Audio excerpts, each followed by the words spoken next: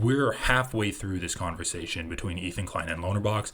I am going to end it for today, and we're going to pick up on the other half of this conversation tomorrow.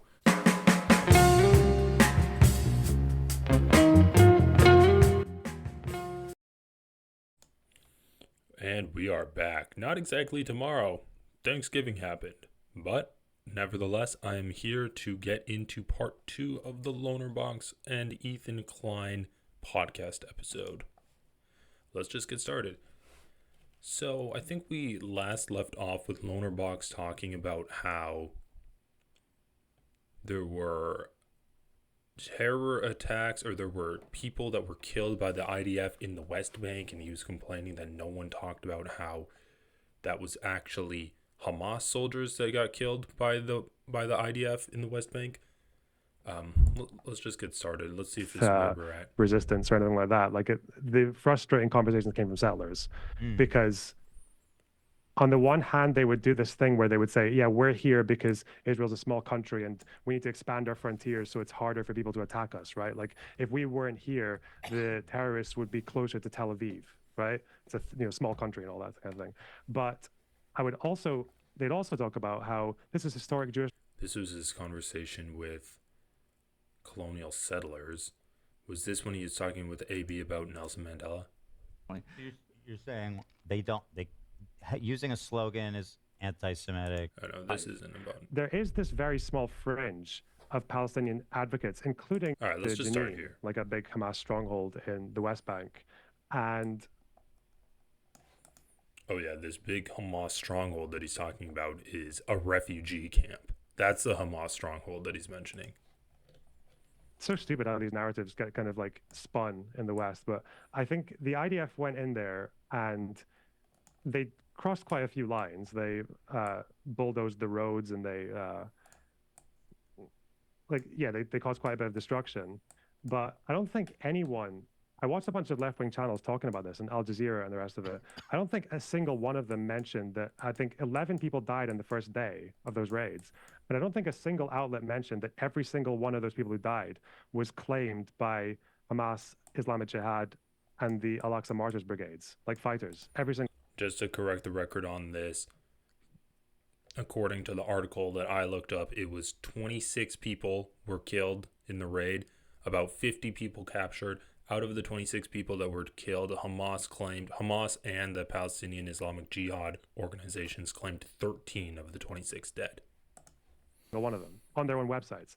And they even said that what they were doing was they were building explosives to use either on settler communities or on Israelis, because it happened just like a week after or 2 weeks after a botched suiciding attempt by Hamas and Islamic Jihad. They tried one in Tel Aviv and it failed.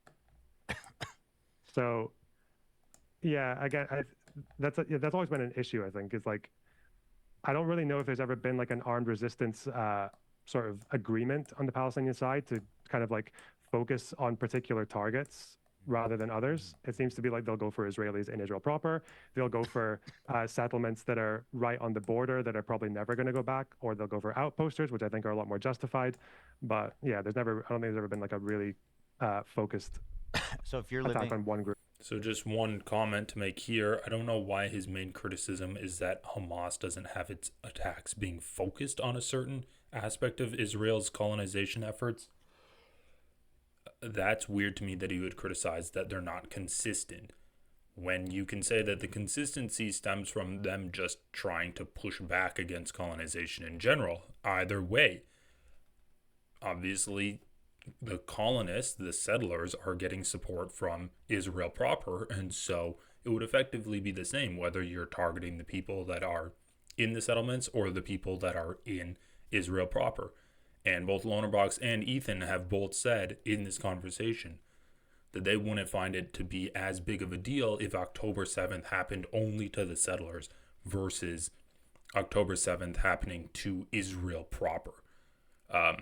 So I don't think these guys are being consistent in their positions on this, because obviously Israel is propping up the settlements. They are giving resources to the settlers, or giving soldiers to the settlers to protect them.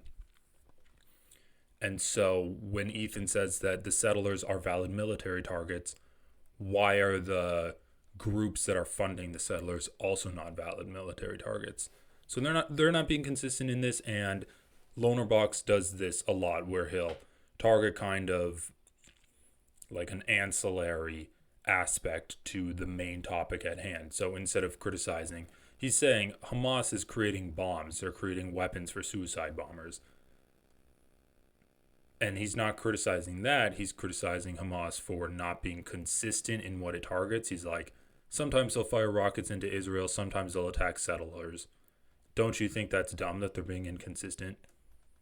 How is that dumb? Like, if you have an issue with the specific things they're doing, talk about the specific things they're doing, rather than going at it in this weird, isn't it weird that they're inconsistent point?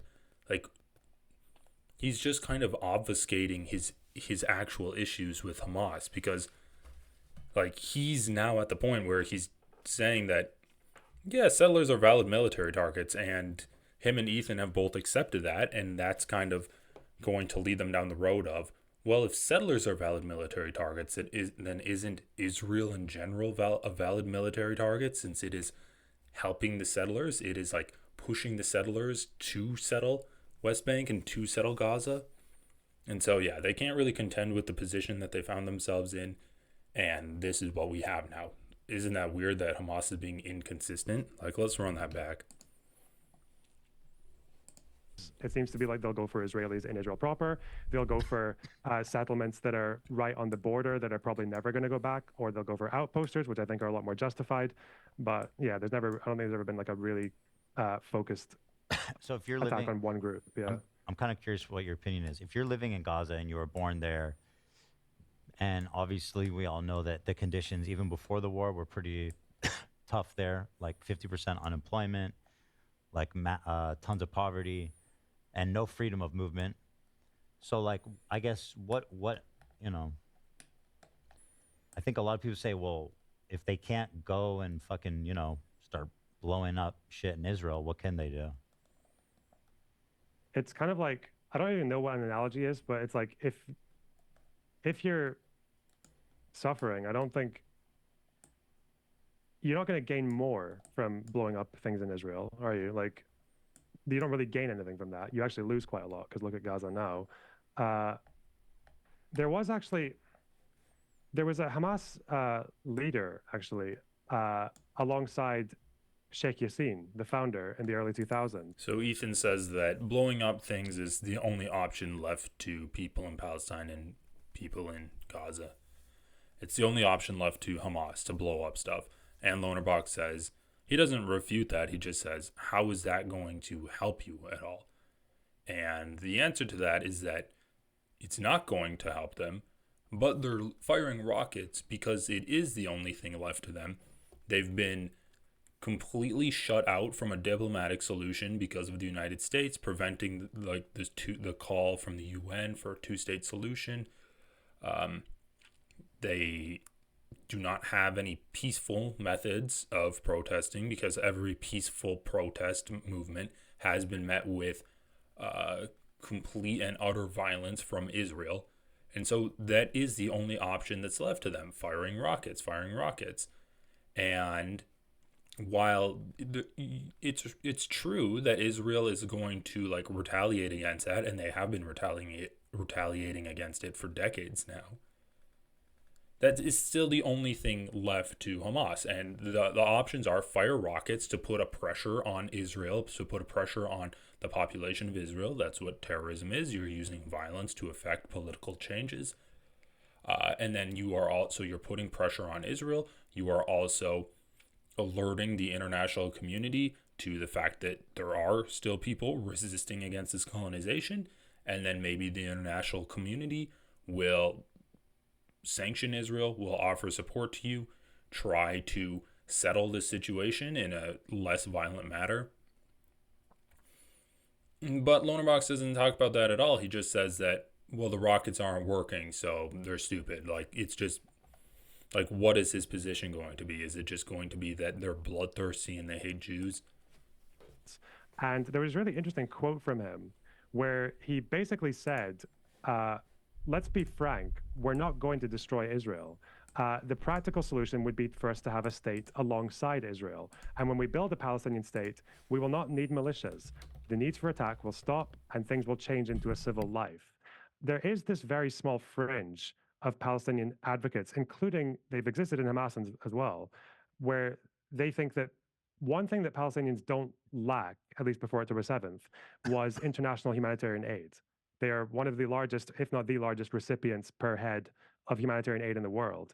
And in Palestinian groups, there's always these leaders who basically no one knows about or no one likes. Is that they have this argument that they should use that aid and use whatever resources they have to build up themselves as much as they can, so that if we can't force Israel or Netanyahu or Sharon to negotiate with us, what we can do is build a de facto state reality on the ground that will eventually kind of, in the same way that Israel did, just be like, yeah, we're here and we're not moving. And maybe if we develop ourselves up, we can engage in trade and we can push for things like that. But obviously, if your resort to Israel is to just fire at civilians with rockets that can't aim, or to go across the border and kidnap people, or go across the border and murder people, well, it's like you're going to get blockaded. You're going to get them coming to you and blowing up your military installations and attacking your soldiers. And unfortunately, if those soldiers are near civilians, civilians die as well.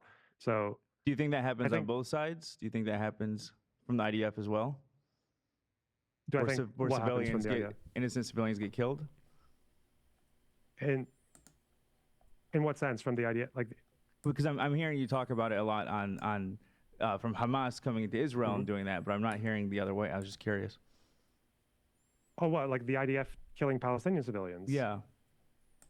Yeah, the IDF is like in some ways, like the IDF they are, I guess, professional state army, but they're also, they're the last people you would want to be running around Gaza looking for soldiers, okay? Because even if Hamas does fight in a very cowardly way, like they hide in civilian buildings and under civilian buildings, they dress up as civilians,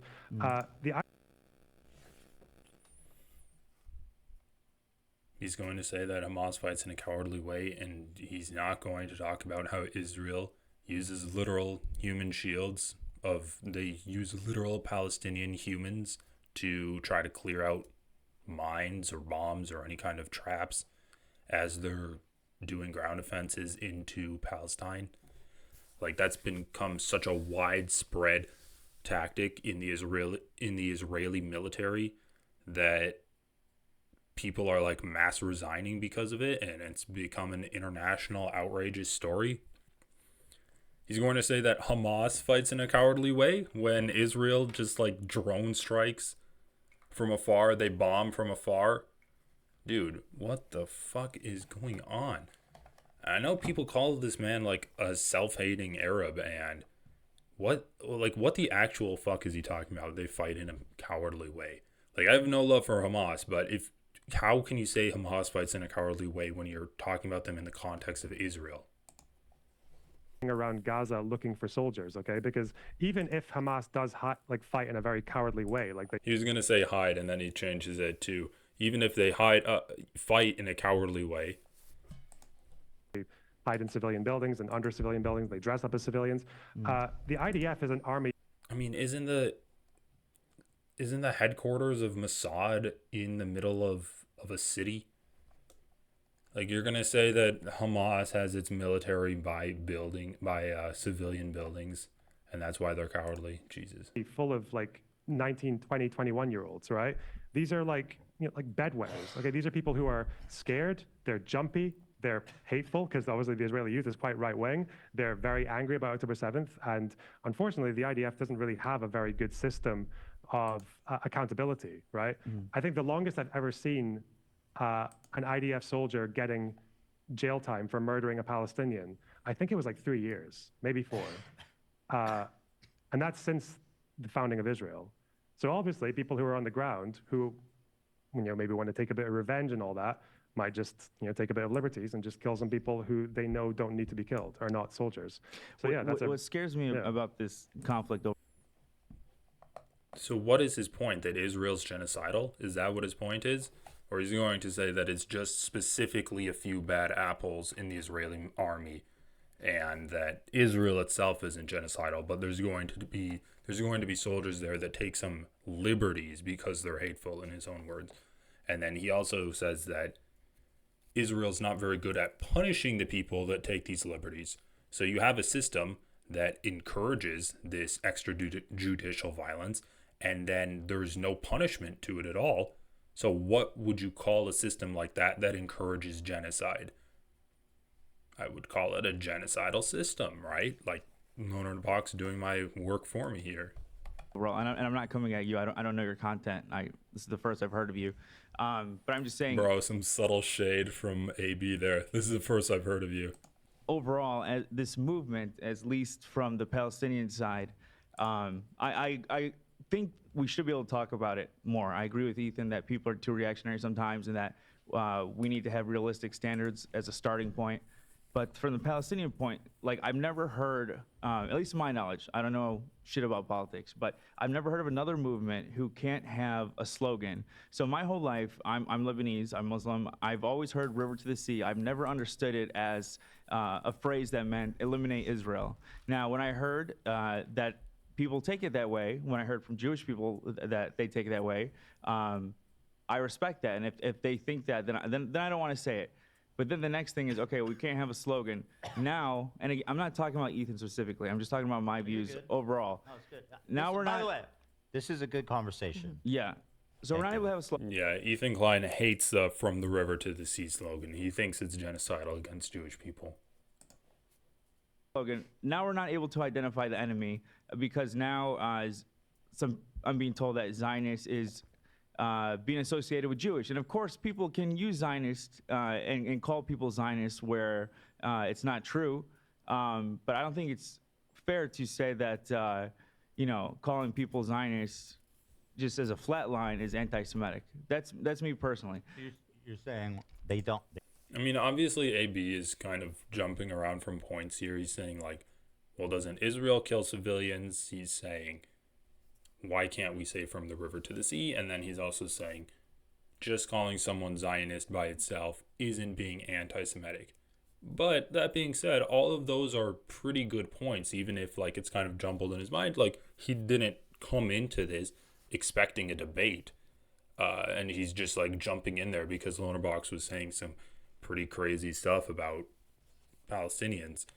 And so AB just comes out and he says these, those are all good points individually. Like, they don't form a cohesive argument.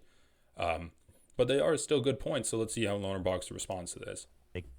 Using a slogan is anti-Semitic. We can't have a slogan. We can't identify the enemy, and now we can't give aid. Yeah, I mean, if we're going to take liberal Zionists at their word, then any kind of aid given to Hamas or any kind of aid given to Palestinians is given to Hamas. The slogan from the river to the sea is genocidal. What else? When Hamas kills Israelis, it's terrorism. When Israel kills Palestinians, then it is fighting against terrorism and it's justified. Literally, when Hamas kills Americans, America does investigations. When Israel kills Americans, America says that they can't do anything, and Israel's going to do the investigations. So extreme double standards here, where Israel gets all of the benefit of the doubt, and if anyone in Palestine so much as breathes, people are going to consider it an act of terror against Israel. That's another thing too. You can't give aid because there's this fear that Hamas is going to take the aid, and either way, both sides don't agree on anything. Everyone has their own talking points, but we can all agree, at least for the most part, on the numbers, and that's what worries me, is because this is happening. I don't know what the proportional response is. I condemn Hamas, but whatever it is, it's not this. Can I ask you, do you... AB saying he condemns Hamas. I mean, Ethan Klein can't say he condemns Israel. He even says he supports Israel. What Ethan will say is he condemns the settlers and he condemns Netanyahu. Neither of those are the main issue with what Israel is doing in Palestine right now. The main issue with what Israel is doing in Palestine right now is they have an ethnic Jewish supremacy where they insist on the idea that only Jewish people can have self-determination between the Jordan River and between the sea. So Israel is saying only Jews can have this self-determination. That belief, that mindset is leading to this genocide. And that's as simple as that. It's literally just a racist colonization effort. We've seen it so many times before in America, where people think they have the manifest destiny of like white people wiping out Native Americans. That's just like one example. You can see this everywhere where there's been colonization in history. Do you speak Arabic? A little bit. Okay, My I wife don't. does. You know what the Arabic version is of River to the Sea, right? No, but I do know. من الماء للماء فلسطين عربية. It means Sure. from water to water. Palestine is Arab. That's what it comes from originally, right? So it's like, I can see why, if you're Israeli, hearing that probably does sound like, okay, maybe this land is not for me. Maybe these people do want me gone. So I can see that. At the end of the day, I don't know. I don't think slogans are necessarily like the big issue. When I was in the West Bank, the kids coming up to us and trying to jump in front of the camera, they said "Free Palestine." It's like, okay. And you're looking around and like, okay, there's a checkpoint there that's all black because of the Molotov cocktails. There's people who are stuck at a checkpoint. I mean, a major political party in Israel literally has the phrase "from the river to the sea" in their charter, referring to all of that land will be Israel. Once again, if you were saying "from the river to the sea," that is not genocidal. And then also, if you are saying from water to water, Palestine will be Arab, that's also not genocidal. There are Arab Jews, so can we drop the idea that it's anti-Semitic? And then the last thing, like, why is Lonerbox picking this apart? Like, AB very specifically said, "from the river to the sea" isn't genocidal. And he's like, well, this one translation, it can be construed as genocidal. What's your fucking point? Like, it's completely irrelevant. And then the other thing is like, is that even true? If we look up on the Wikipedia article, it's like "from the river to the sea." From the water to the water is a political phrase that refers geographically to the area between Jordan River and the Mediterranean Sea. So they used to call it for what they saw as our decolonized state encompassing the entirety of mandatory Palestine by 1969. After several revisions, the PLO used the phrase for a single democratic state of Arabs for Arabs and Jews that would replace Israel. So this was in 1969. Many pro-Palestinian activists consider it a call for peace and equality after decades of military rule over Palestinians, while for many Jews it is seen as a call for the destruction of Israel. Again, when we say destruction of Israel, we mean destruction of the apartheid state, which I am in favor of. Hamas used the phrase in its 2017 charter. Usage of the phrase by such Palestinian militant groups has led critics to say that it advocates for the dismantling of Israel and the removal or extermination of its Jewish population. Some countries have considered criminalizing its use as an anti-Semitic call for violence. An early Zionist slogan envisaged statehood extending over the two banks of the Jordan River, and when that vision proved impractical, it was substituted by the idea of Greater Israel, an entity conceived as extending from the Jordan to the sea.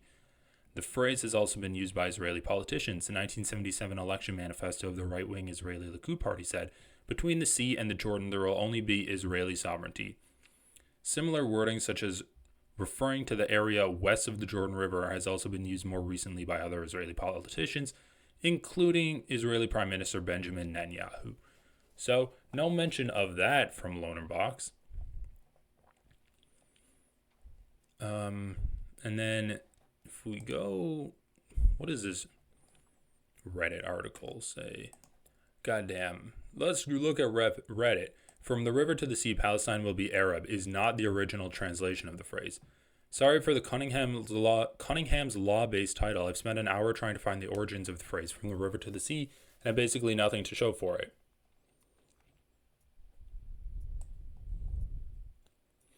Went on a little search myself. This WordPress link is dated to 2012 and includes "from the water to water, Palestine is Arab," which is what I've seen on Twitter as well. Generally speaking, seen plenty of videos of it being used at rallies, protests, but have no idea where it emerged. Here's a poem dated to 2008.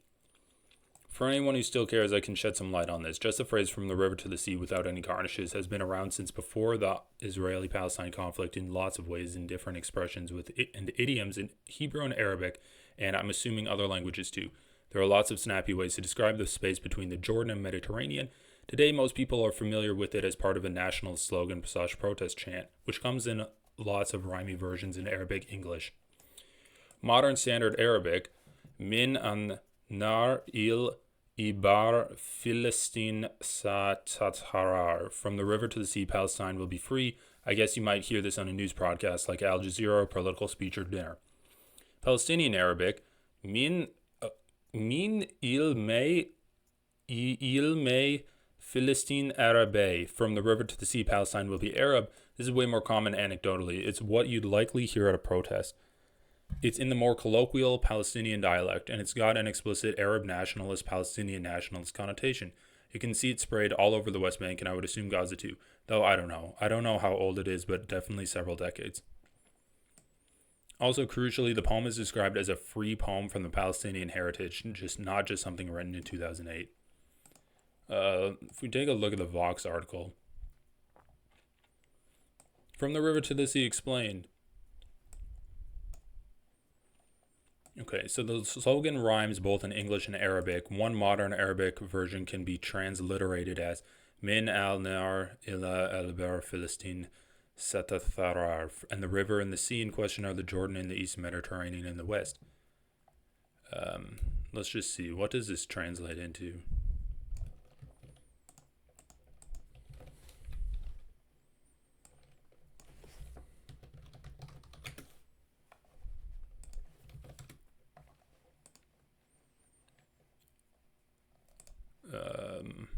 Okay, that's not it.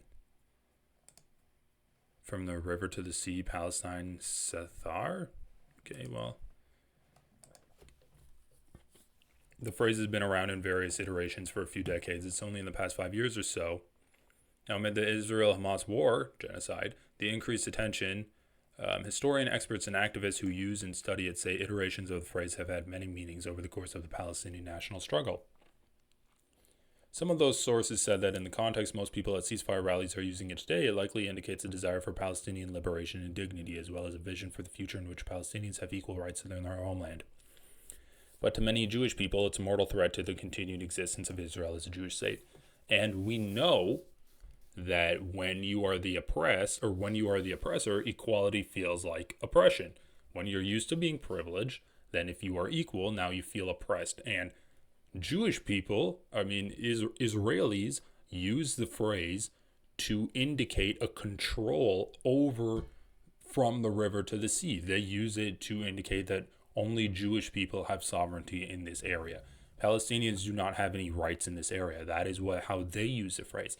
And so, of course, when Israelis hear that phrase being used against them, they think that it's going to be used in the same way that they use it, namely, people that are saying that are calling for their existence to be wiped out.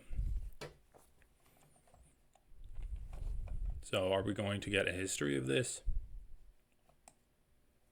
The history of the phrase and how it became so controversial. It's not clear where it comes from. So a professor of Arabic and Islamic studies at Georgetown University says that the phrase, as it's currently known, first came about around the time of the First Intifada and the Oslo Accords process in the 1990s. Other sources, though, place its origins much earlier, to the 1960s and the birth of the Palestinian nationalist movement. Earlier iterations of the slogan in Arabic included explicitly Islamist and Arab nationalist sentiments. One early version translates to "from the river to the sea" or "from the water to the water, Palestine is Islamic," Kola said. Maybe a more common version is "Palestine is Arab," but as different political movements like Pan-Arabism and Arab nationalism have fallen out of power and other actors and movements have taken use of the slogan, the second half of the phrase has increasingly become "will be free," especially within English-speaking solidarity circles. That reflects typically a vision of liberation and peace throughout the territory of historical Palestine, and more explicitly, liberation of the Palestinian people living in the occupied territories. So, anyway, once again, Lonerbox is lying or he's bending the truth or he's obfuscating the facts to try to run defense for Israel for some reason. He doesn't have substantial criticisms of what he's talking about. He doesn't have substantial criticisms of people advocating for Palestinian freedom. He doesn't even have substantial criticisms of Hamas, like attacking settler outposts. But he'll just poke and he'll prod and he'll paint a general picture that these people are bad for some vague reason. So Hamas isn't consistent. They'll sometimes attack settler outposts on like the far extreme versions of the settlements. Sometimes they'll attack inside the settlements a little bit deeper. Sometimes they'll even attack Israel proper. Isn't that dumb that they're being inconsistent? Then AB will say, we can't have our own phrase. We can't even say from the river to the sea. And he'll say, well, did you know that a specific version of that was used like as an explicitly Islamic, like as used as part of an explicitly Islamic movement, once said that from the water to the water, Palestine will be Arab? Don't you think that could be concerning for Israeli people living in Israel? Okay, the phrase has multiple different iterations, and we're talking about the iteration that has been specifically used to call for peace in Israel. Like, that's the widely accepted usage of the phrase. Peace between Israel and Palestine, and like sovereignty for Palestinians. And you're bringing up, like, do you know how many different iterations of the phrase there has been, Lonerbox? Like, he's lying by specifically calling out one example of how, like, one iteration of the phrase, and he's saying that is the Arabic translation of it, making it seem like Arab people are lying to white people, and they have this kind of dark and subterfuge meaning to the phrase that only they know. So, like, the Arab people are, they have this dark secret that they're hiding from the white people, but they're using the white people as a shield, right? Oh, you dumb white people, you don't know what the Arabic translation is. Like, he is lying that the translation of from the river to the sea, Palestine will be free in Arabic is from the water to the water, Palestine will be Arab. That's literally not the translation. So he's just straight up lying there. And then even if he was going to say that, well, did you know that phrase once was used as from the water to the water, Palestine will be Arab? That's also a lie, in the sense that that's one of its many usages. And if you ignore all of the different iterations that the phrase has gone through, you're effectively lying. And then the third way that Lonerbox is lying is that he's not talking about how it's literally in the fucking platform of a major political party in Israel.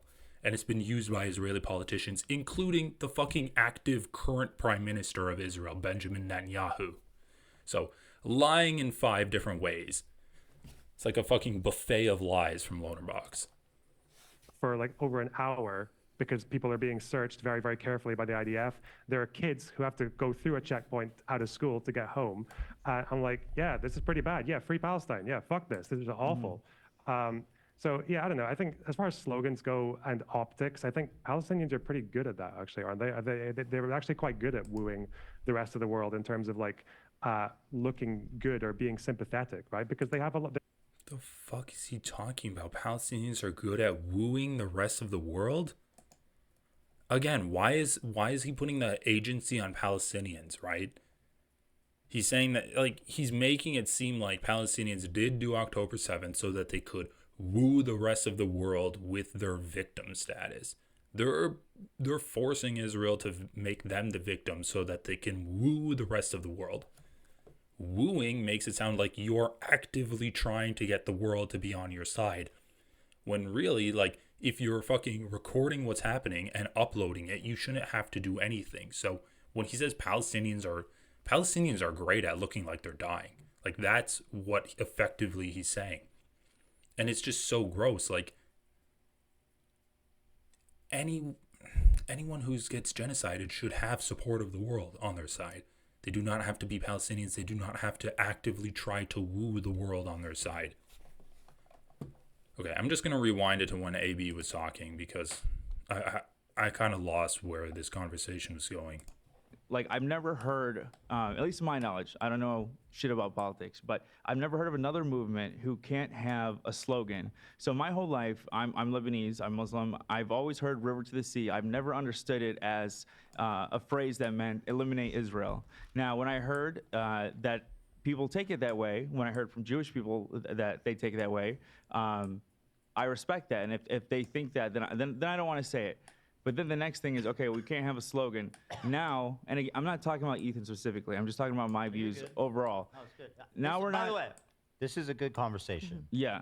So we're Thank not you. able to have a slogan. Now we're not able to identify the enemy because now I'm being told that Zionist is being associated with Jewish. And of course, people can use Zionist and call people Zionists where it's not true. But I don't think it's fair to say that, calling people Zionists just as a flat line is anti-Semitic. That's me personally. You're saying using a slogan is anti-Semitic. We can't have a slogan. We Using can't the- identify the enemy, and now we can't give aid. That's another thing too. You can't give aid because there's this fear that Hamas is going to take the aid. And either way, both sides don't agree on anything. Everyone has their own talking points, but we can all agree, at least for the most part, on the numbers, and that's what worries me. Is because this is happening. I don't know what the proportional response is. I condemn Hamas, but whatever it is, it's not this. Can I ask you, do you speak Arabic? A little bit. Okay, My I wife don't. does. You know what the Arabic version is of River to the Sea, right? No, but I do know. من الماء للماء فلسطين عربية. It means Shway. from water to water. Palestine is Arab. That's what it comes from originally, right? So it's like, I can see why if you're Israeli, hearing that probably does sound like, okay, So, I mean, even there, he's conflating where it's coming from, which I don't even think that's where it's comes from. It's like a version of it to the Arabic version of it. He says, do you know the Arabic version of it? Then he says it, and he says that's where it came from. Okay, so is it the Arabic version of it, or is that its origin? And even if he's going to say that it's so like he's like, even if you don't know anything about, like, even if you didn't have the internet and you could look this up and disprove what he's saying, just on his face, he's lying. He starts a sentence one way, finishes it another way. Like, he does not have any consistency at all. He says, do you know the Arabic version? Okay, that's where it came from. Okay, so is it where it came from, or is it the Arabic version of it? So lying there, and then we looked it up, and it's one iteration of it that's not its origin. He doesn't know its origins. Experts don't know its origins. So again, just lying to make Palestinians look bad for some reason. maybe this land is not for me. Maybe these people do want me gone. And then the other thing about this is Ethan Klein had a huge conversation with Hasan about this, where he said that if you say from the river to the sea, that's anti-Semitic. And Hasan's like, no, what are you talking about? So Ethan didn't say that, well, did you know that its original origins in Arabic is that from the river to the sea, Palestine will be Arab? He didn't say that. When people say from the river to the sea is anti-Semitic, they're not referring to that one specific version that took place like 20 years ago. They do not care about that. They're talking about the English current version of from the river to the sea, Palestine will be free. That is unacceptable. That is what people are saying is anti-Semitic. Lonerbox can't engage with that, so he retreats back to this one version that has fallen out of use. So I can see that. At the end of the day, I don't know. I don't think slogans are necessarily like the big issue. When I was in the West Bank, the kids coming up to So then why even bring it up? us and trying to jump in front of the camera, they said "Free Palestine." It's like, okay. And you're looking around and like, okay, there's a checkpoint there that's all black because of the Molotov cocktails. There's people who are stuck at a checkpoint for like over an hour because people are being searched very, very carefully by the IDF. There are kids who have to go through a checkpoint out of school to get home. I'm like, yeah, this is pretty bad. Yeah, Free Palestine. Yeah, fuck this. This is awful. So yeah, I don't know. I think as far as slogans go and optics, I think Palestinians are pretty good at that, actually, aren't they? They're actually quite good at wooing the rest of the world in terms of like looking good or being sympathetic, right? Because they have their situation is something that people should be sympathetic with. On the other end, I think, don't mean like, so much the oppressed overseas. I mean the people here who are trying to defend them. Like, there's this feeling of like, no matter what we say, we're gonna get cornered and be called anti-Semitic or something along those lines. whatever it is, to be a terrorist sympathizer. Any of the, You feel like you don't, there's not a lot of freedom for. Okay, so let's just sum up what Lonerbox said there. AB said, we can't have our own slogan. People call us anti-Semitic. Lonerbox says, well, the origins of that slogan are anti-Semitic. Or he'll say that, or he said that the Arabic version is anti-Semitic, which, again, not the same thing. And then he said, but it doesn't matter because, you know, people are shitting on your slogans, but you guys have a lot of support anyway. People already care about Palestinians because they are good at wooing the rest of the world. Okay, again, he just lied about AB, lied about what AB was saying, misrepresented the origins and the Arabic versions of From the River to the Sea, and then just disregarded it and started talking about something else. Well, it doesn't matter anyway because people already care about Palestinians because you're so good at dying, and it's an issue that people should care about. So it doesn't matter if we say that that phrase is anti-Semitic. Somebody to just yeah, and let me- criticize Israel. Yes, and let me without be being clear. accused. That nothing to do with Ethan or Ela. No, dude, you're Ethan has good. always encouraged me to say whatever I want. I'm very thankful for that. We had a full conversation in Vegas in which he said you could talk to me as your friend, and I truly appreciate that. So this is not a reflection of you, Ethan. I don't take it that way at all. yeah. This is good. This is my problem is that like having a conversation even like remotely, like with any friction in it at all, or like this is a civil conversation we're having, is like beyond the pale. It's become beyond the pale. It's like untenable, and it's just I'm fucking over that shit. But I'm appreciative of what you're saying. I'm definitely hearing what you're saying, man. Can I ask a question? Sure, please, yeah. So obviously violent resistance is like not the the optimal option. But when people are not being given aid and they're being killed, how do you propose peaceful resistance when they don't have resources to do anything at all right now? I'm guessing you're talking pre-October 7th. Is that right? No, I'm talking post October 7th. Oh, Like for people in Gaza. what do people propose is done right now? Because it's been a year. Like how can resistance be shown, or like what else can people do to get this? Because you were saying like people talk about it a lot, like the play is talked about enough, but like when is it not talked about enough to when like all of these people are still dying? Like when is enough? I don't think people should stop talking about it. I guess it's just, when you're saying what kind of peaceful resistance, are you talking about people in the West, or are you talking about people in West Bank? Bro, she's literally saying the people that are in Palestine. You said that doing rocket attacks is stupid because it doesn't improve your cause. And then Olivia is saying, okay, well, what should they do then? Like, all they have left is rocket attacks. There's nothing else they can do. What should they do? And is he going to identify what she's asking? Or Gaza? I'm not sure the question was. She's saying that Bro, he literally doesn't know what the question was. How much clearer can you make this People question? do to get this? How can resistance be shown, or like what else can people do to get this? Because you were saying like people talk about it a lot, like the play is talked about enough, but like when is it not talked about enough to when like all of these people are still dying? Like when is enough? I don't think people should stop talking about it. I guess it's just, when you're saying what kind of peaceful resistance, are you talking about people in the West, or are you talking about people in West Bank or Gaza?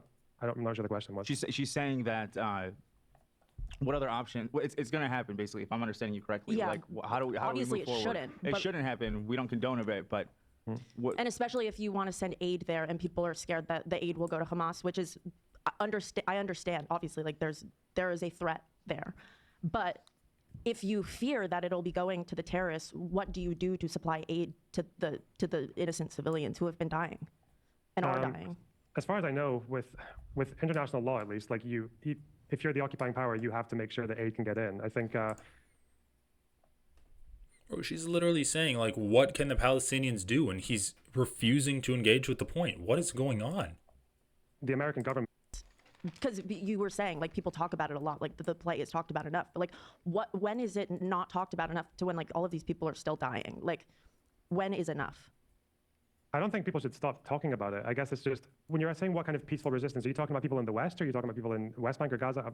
I'm not sure the question was. She's saying that what other option? Well, it's going to happen, basically, if I'm understanding you correctly. Yeah. Like, how do we Obviously move it forward? shouldn't, It but- shouldn't happen. They're We don't talking about the rocket attacks right now. They're saying the rocket attacks are going to happen. It shouldn't, but it's going to, because these people have no options left to them. don't of it, but what? And especially if you want to send aid there and people are scared that the aid will go to Hamas, which is, I understand, obviously, like there is a threat there. But if you fear that it'll be going to the terrorists, what do you do to supply aid to the innocent civilians who have been dying and are dying? As far as I know, with international law at least, like if you're the occupying power, you have to make sure that aid can get in. I think the American government, I don't know if you know, recently there was like a measure that was taken in October for 2 weeks where Israel basically, the IDF, I think without getting approval from Central Command, basically decided that they were going to surround the north of Gaza. And to do that operation, they weren't going to let anything in. Okay. So they did that for about 2 weeks. And then I think that was when Kamala Harris came out and said, okay, you've got 30 days to fix this.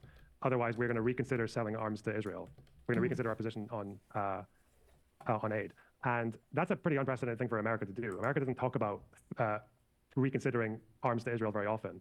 And then on the very next day, Kogat, the Israeli aid distributor agency, basically posted a bunch of videos saying, look, there's a bunch of trucks going into North Gaza. We got a bunch of trucks going in. So I think getting government pressure to Israel actually does go a long way. I think it actually did get them to reverse. And although I think the final verdict from America was that Israel still could have been doing better, that they had at least they stopped what would be the equivalent of like a medieval siege, because that's what it was for those 2 weeks in October. So I think the problem is like, I think people are just very disproportionate with the ways that they make complaints, and then.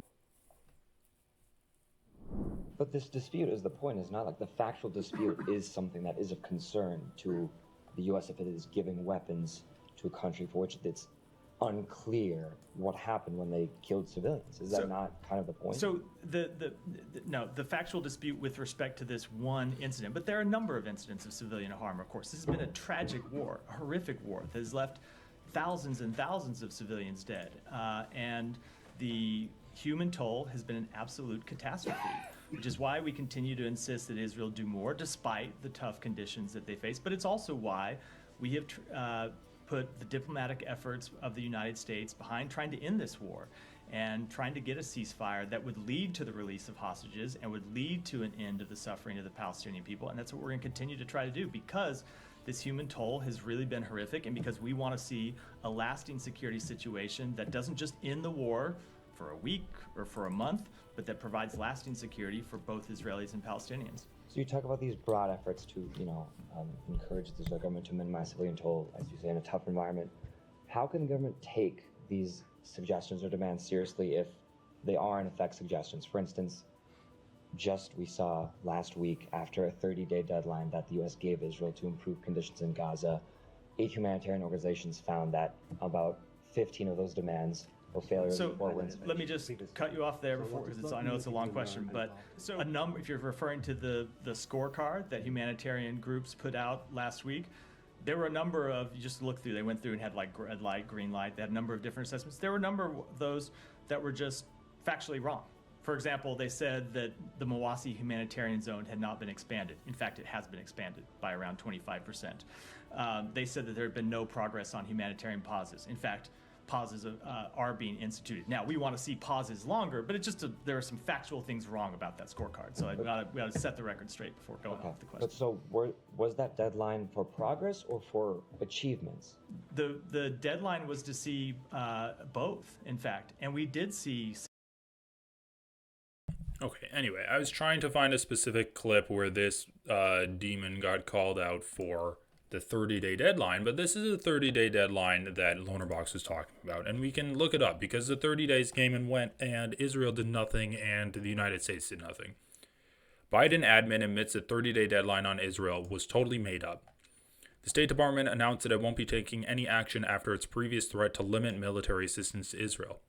Last month, the Biden administration gave Israel a 30-day deadline to, to increase aid flow to Gaza, or the U.S. would potentially cut military assistance. So, again, Lonerbox misrepresenting this. He said that the United States would cut it. This is like potentially cut it. Aid groups including Oxfam, Mercy Corps, and Save the Children issued a statement Tuesday saying Israel failed to meet any of the conditions that Secretary of Defense Lloyd Austin and Secretary of State Antony Blinken laid out in an October 13 letter to Israeli Minister of Strategic Affairs Ron Dermer. These include increased civilian access to food and other necessities. Israel's actions failed to meet any of the specific criteria set out in the U.S. letter, the statement read. Israel not only failed to meet the U.S. criteria that would indicate support to the humanitarian response, but concurrently took actions that dramatically worsened the situation on the ground, particularly in northern Gaza. In a press briefing on Tuesday, State Department Deputy Spokesman Vedant Patel said, "I certainly don't have a change in U.S. policy to announce today. We have seen some steps being taken. There needs to be additional steps that are also taken," Patel added. "There is nobody in this administration that the humanitarian situation in Gaza is pristine. It continues to be a crisis." Oh, there is nobody in this administration saying that the humanitarian situation in Gaza is pristine. It continues to be a crisis. Let's watch this video. Okay, but I don't believe I heard an answer to my question in there. Look, Matt. Are they have they met? You guys yourself set this 30-day deadline. Today is the deadline. Did they meet it, or did they not? So I think first, when it comes to assessing the humanitarian situation in Gaza and the region writ large, I think it's important to remember that we have constant evaluations ongoing and constant assessments ongoing about the circumstances. And first, let me just say, specifically, before I answer your question, that we've seen some steps being taken over the past 30 days. Specifically, we have seen the reopening of the Erez crossing. We have seen a new crossing at Kisufim open. As it relates to the Jordanian Armed Forces corridor, we have seen a waivement of certain customs requirement that humanitarian organizations had previously said was an obstacle. We've also seen some additional delivery routes open within Gaza, including Bani Suhelia Road, expanding the use of the Israeli fence road, as well as repairing the coastal road.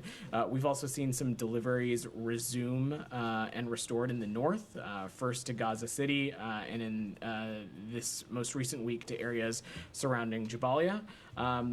We've also seen the expansion of the Musavi humanitarian zone, and we have seen the institution of periodic operational pauses. This is all to say, Matt, we at this time have not made an assessment that that the Israelis are in violation of U.S. law.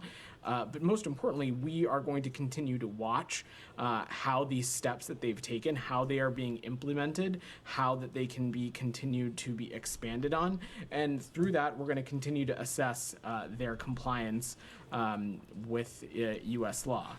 We've seen some progress being made. We would like to see some more changes happen. We believe that had it not been for U.S. intervention, these changes may not have ever taken place. But most importantly, we want to see continued progress. And that's what we're looking for. All right. So essentially, there isn't going to be any consequence for Israel not meeting the.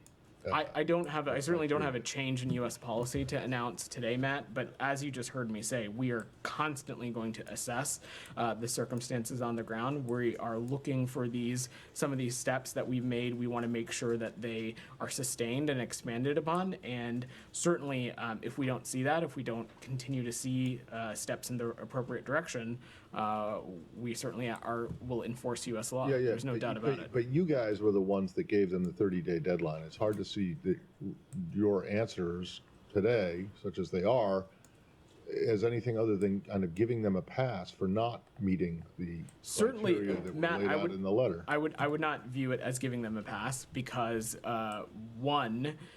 No one is up here, certainly I'm not, saying that the situation in Gaza or the humanitarian circumstances are rosy. It is a very dire circumstance, and what we need to see is these steps acted on. We need to see them implemented, and the ultimate hope is that through these steps, some conditions have been created in which we can see things like additional aid, additional food trucks, additional measures being taken that ultimately will be beneficial to the Palestinian people in Gaza. That's what we aim to see. And as you've heard me say, and as you've heard Matt and the Secretary say previously, if we don't see steps being taken, we of course will appropriately enforce U.S. law. But Correct me today, if I'm wrong. Isn't that what you guys said a month ago?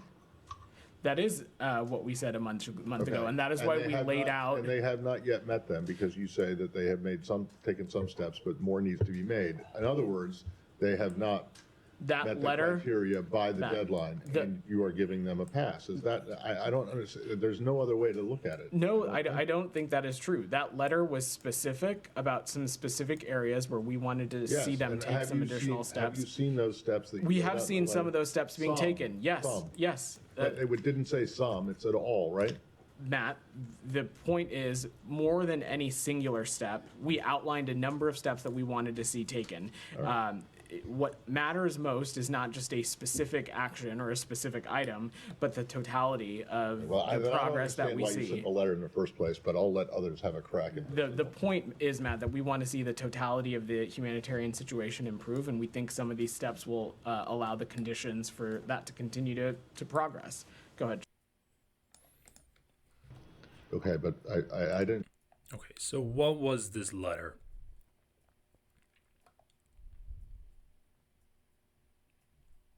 What do they not have the letter? Okay, here we go. Here's the letter. Blinken to Israel, allow more aid into Gaza or face the consequences. The stern letter from the Secretary of State and the Pentagon comes amid the worst month for relief efforts since the war began. ProPublica previously reported Blinken had earlier rejected findings that Israel was deliberately blocking aid. So Israel's blocking aid to Palestinians. In one of its most direct and sweeping warnings today, the Biden administration told Israeli government officials on Sunday that if they did not improve humanitarian conditions in Gaza in the next 30 days, the U.S. could reevaluate its military support, which has flowed largely without pause for more than a year. In a letter to Israel's Ministers of Defense and Strategic Affairs, Secretary of State Antony Blinken and Secretary of Defense Lloyd Austin said they were writing to underscore. So what is the letter?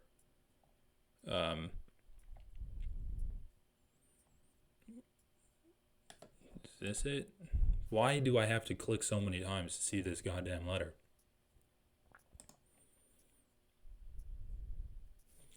What is it? Ahead of winter, surge all forms of humanitarian assistance through Gaza by enabling a minimum of 350 trucks per day to enter Gaza, instituting adequate humanitarian pauses across Gaza, enhancing security for fixed humanitarian sites, allowing people in Muwasi and the humanitarian zone to move inland before winter.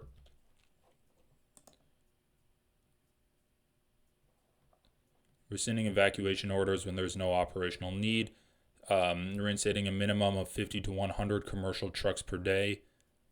And that's the corridors at Jordan. And isolation of northern Gaza. So they laid out these very specific things. And Israel did not meet these specific criteria. And the United States did nothing. So what does it say here? Those pledges do not appear to have been met. According to Blinken in Austin's letter, September was the worst month. The amount of aid has dropped by more than 50% since the spring. Israelis halted imports to Palestinian civilians, denied or impeded 90% of humanitarian movements between northern and southern Gaza last month, and imposed onerous new requirements for trucks carrying critical supplies.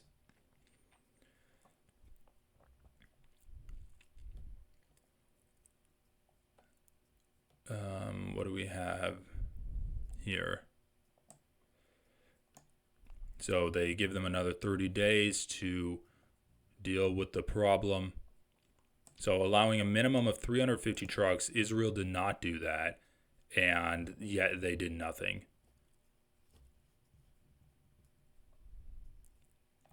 So, yeah, they did nothing, and what's troubling is this guy's like, oh, well, we think that this stern letter did get Israel to start doing things. Okay, but they didn't do the requirements, and according to you, the reason why they did it was the letter, and then you didn't follow through with the threat of the letter at all. So anyone who's raised an unruly child will know that Israel's just going to walk all over you if you have no consequences. And so what was the point of this? Lonerbox was asked, well, people in Gaza are firing rockets, but like, what else can they do? And he says, did you know that the United States sent out a letter to Israel saying that they should do more humanitarian assistance? when you get disproportionate and when you exaggerate, I think. And then on the very next day, Kogat, the Israeli aid distributor agency, basically posted a bunch of videos saying, look, there's a bunch of trucks going into North Gaza. We got a bunch of trucks going in. So I think getting government pressure to Israel actually does go a long way. I think it actually did get them to reverse. And although I think the final verdict from America was that Israel still could have been doing better, that they had at least Could have been doing better. they stopped what would be the equivalent of like a medieval siege, because that's what it was for those 2 weeks in October. So I think the problem is like, I think people are just very disproportionate with the ways that they make complaints. And then when you get disproportionate and when you exaggerate or when you throw in false things, then you don't really know where the solutions are. So for the last like year or so, when people have been saying there's an inevitable famine, and like a famine is like you've got thousands of people dying of starvation like every other week. And obviously that didn't happen. How can he say it didn't happen? We don't know the numbers because Israel isn't letting humanitarian organizations in, and they're not letting journalists live either. So how can he say that a famine isn't happening? But it means that people kind of like skip over what the actual issue is, because what should have been happening, I think, and what I think could have happened more from America was more pressure on Israel to actually facilitate the movement of aid throughout Gaza. Because the big problem is that, like aid agencies don't really want to go to certain areas because they're too dangerous. Sometimes places will be so lacking in aid that when they do send a convoy in, it gets rushed at and then people get shot. So it's like, I think that's probably, it's like when you assess it proportionately, I think you can come to answer it a lot more easily. I think your question is more like, Again, he's barely putting any kind of agency on Israel. It's not that Israel's blocking aid. It's that the United States isn't pressuring Israel enough to block aid. It's that people like Olivia and like AB are so emotionally charged on this topic that they can't focus on the real underlying issues, and then they can't find solutions, according to Lonerbox. And then he's putting the onus on the Palestinian people. So there's no famine, and yet the Palestinians are in such desperate need for the aid that when aid trucks do come through, there's like a mad rush, like a Black Friday sale of desperately needed basic foodstuffs for your survival. And people aren't able to effectively distribute the aid because their trucks are just getting mobbed. Why would you talk about that? The trucks wouldn't be getting mobbed if Israel actually did let in an adequate amount of aid. Sure, maybe like the first truck would, but if it's 350 trucks a day, then people won't be as desperate for food as they are to like mob trucks. So once again, without looking up anything, you can disprove Lonerbox by just listening to him. There's no famine, yet people are so desperate for aid, they're mobbing trucks, and that's what's causing the aid to stop. Like, he didn't come up with that last part, but he's not putting any agency on Israel. It's that the United States isn't pressuring Israel enough. It's that the Palestinians are being too rabid in their attempt to try to get the aid from the trucks. They're being too uncivilized and barbaric to try to get this food. That's why aid isn't getting through. Like, he keeps coming back to the fact that it's like, it's not Israel's fault. It's the Palestinians' fault. It's the United States' fault. It's the dumb liberals in America that they're overstating the effect that famine's having on Palestinians. There's no famine in Palestine. People are being so silly. And because they're being silly and saying that there's a famine in Palestine, that's why we can't get solutions. No onus on Israel at all. Like, the purpose of Lonerbox, and we've been through this. He hangs out with Destiny. Destiny says he's pro-genocide. He went to Israel, and he was hanging out with the propagandist that was employed by Israel to do propaganda for them, like the main Israeli spokesperson, Elon Levy, the guy who debated Mehdi Hasan.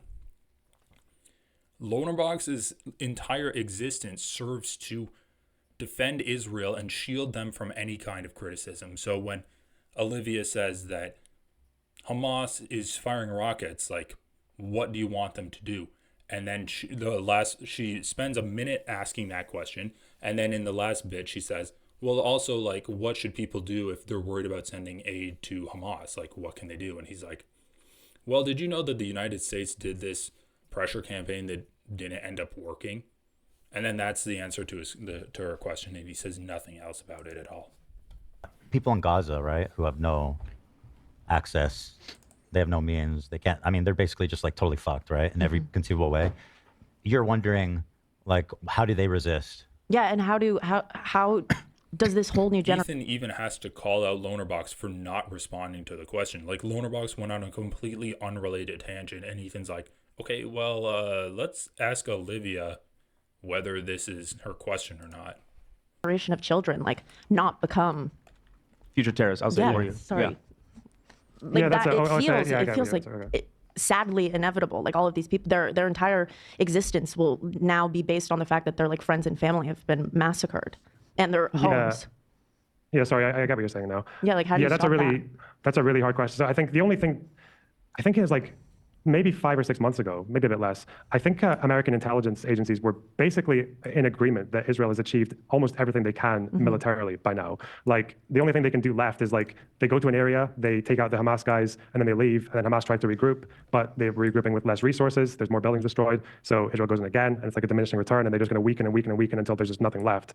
But I think the only thing that can really happen for Gaza is, and this has been floated around since the summer, is that there needs to just be like a certain, like starting with one area at a time of taking a zone that the IDF has been able to clear Hamas out of and to just find whatever agency or any body in the world that isn't Israel, that isn't Hamas, can come in there and start to rebuild.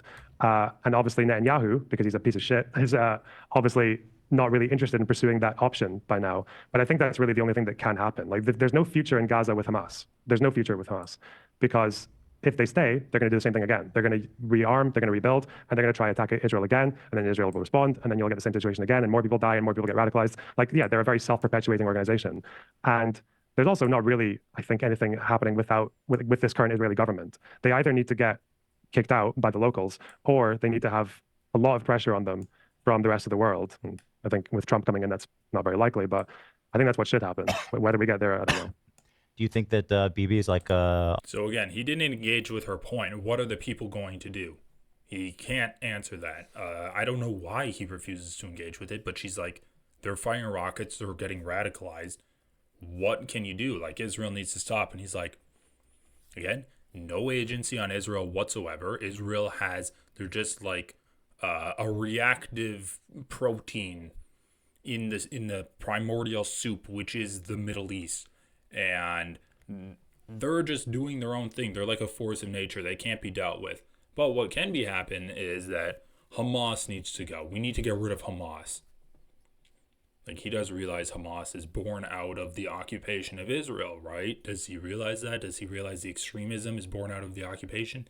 Even if you do have a fucking, like, UN sanctioned governmental body that comes and takes control, there's still going to be extremism if Israel continues in the occupation. He's not able to reckon with that fact at all, and so he just ignores it. And he's like, we got to get rid of Hamas. Like, okay, Netanyahu, let's get rid of Hamas. We got to get Hamas. Everybody, get Hamas. a war criminal? Yep. Yeah. I think it's quite clear. In the beginning, do you know Bob Woodward, the guy who wrote that book, the journalist who wrote that book about behind the scenes conversations between politicians? Yeah. He, there was one bit in there where on October 7th, until about the end of the month, there was a complete shutdown of aid going into Gaza. And the argument I heard at the time, because when I was in Israel, I met a couple of Israeli propagandists, like government propagandists, and they said that, like, oh, that only happened because there were a bunch of breaches in the border, some crossings were damaged, and you had to rebuild that to make sure and organize passage with the aid organizations so that we could actually make things function properly.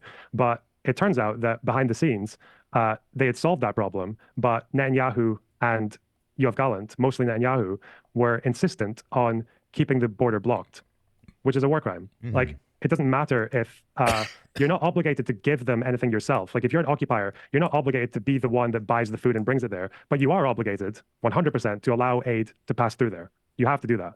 And if you deny that, which it seems like Netanyahu did knowingly, and complained to Biden for pushing back against it, that's a war crime. That's a pretty grave war crime. Yeah. It's such a shame that the government in Israel right now is so fucked, and not just even Netanyahu, but like the whole coalition is just so fucked. It's just so fucked. Yeah.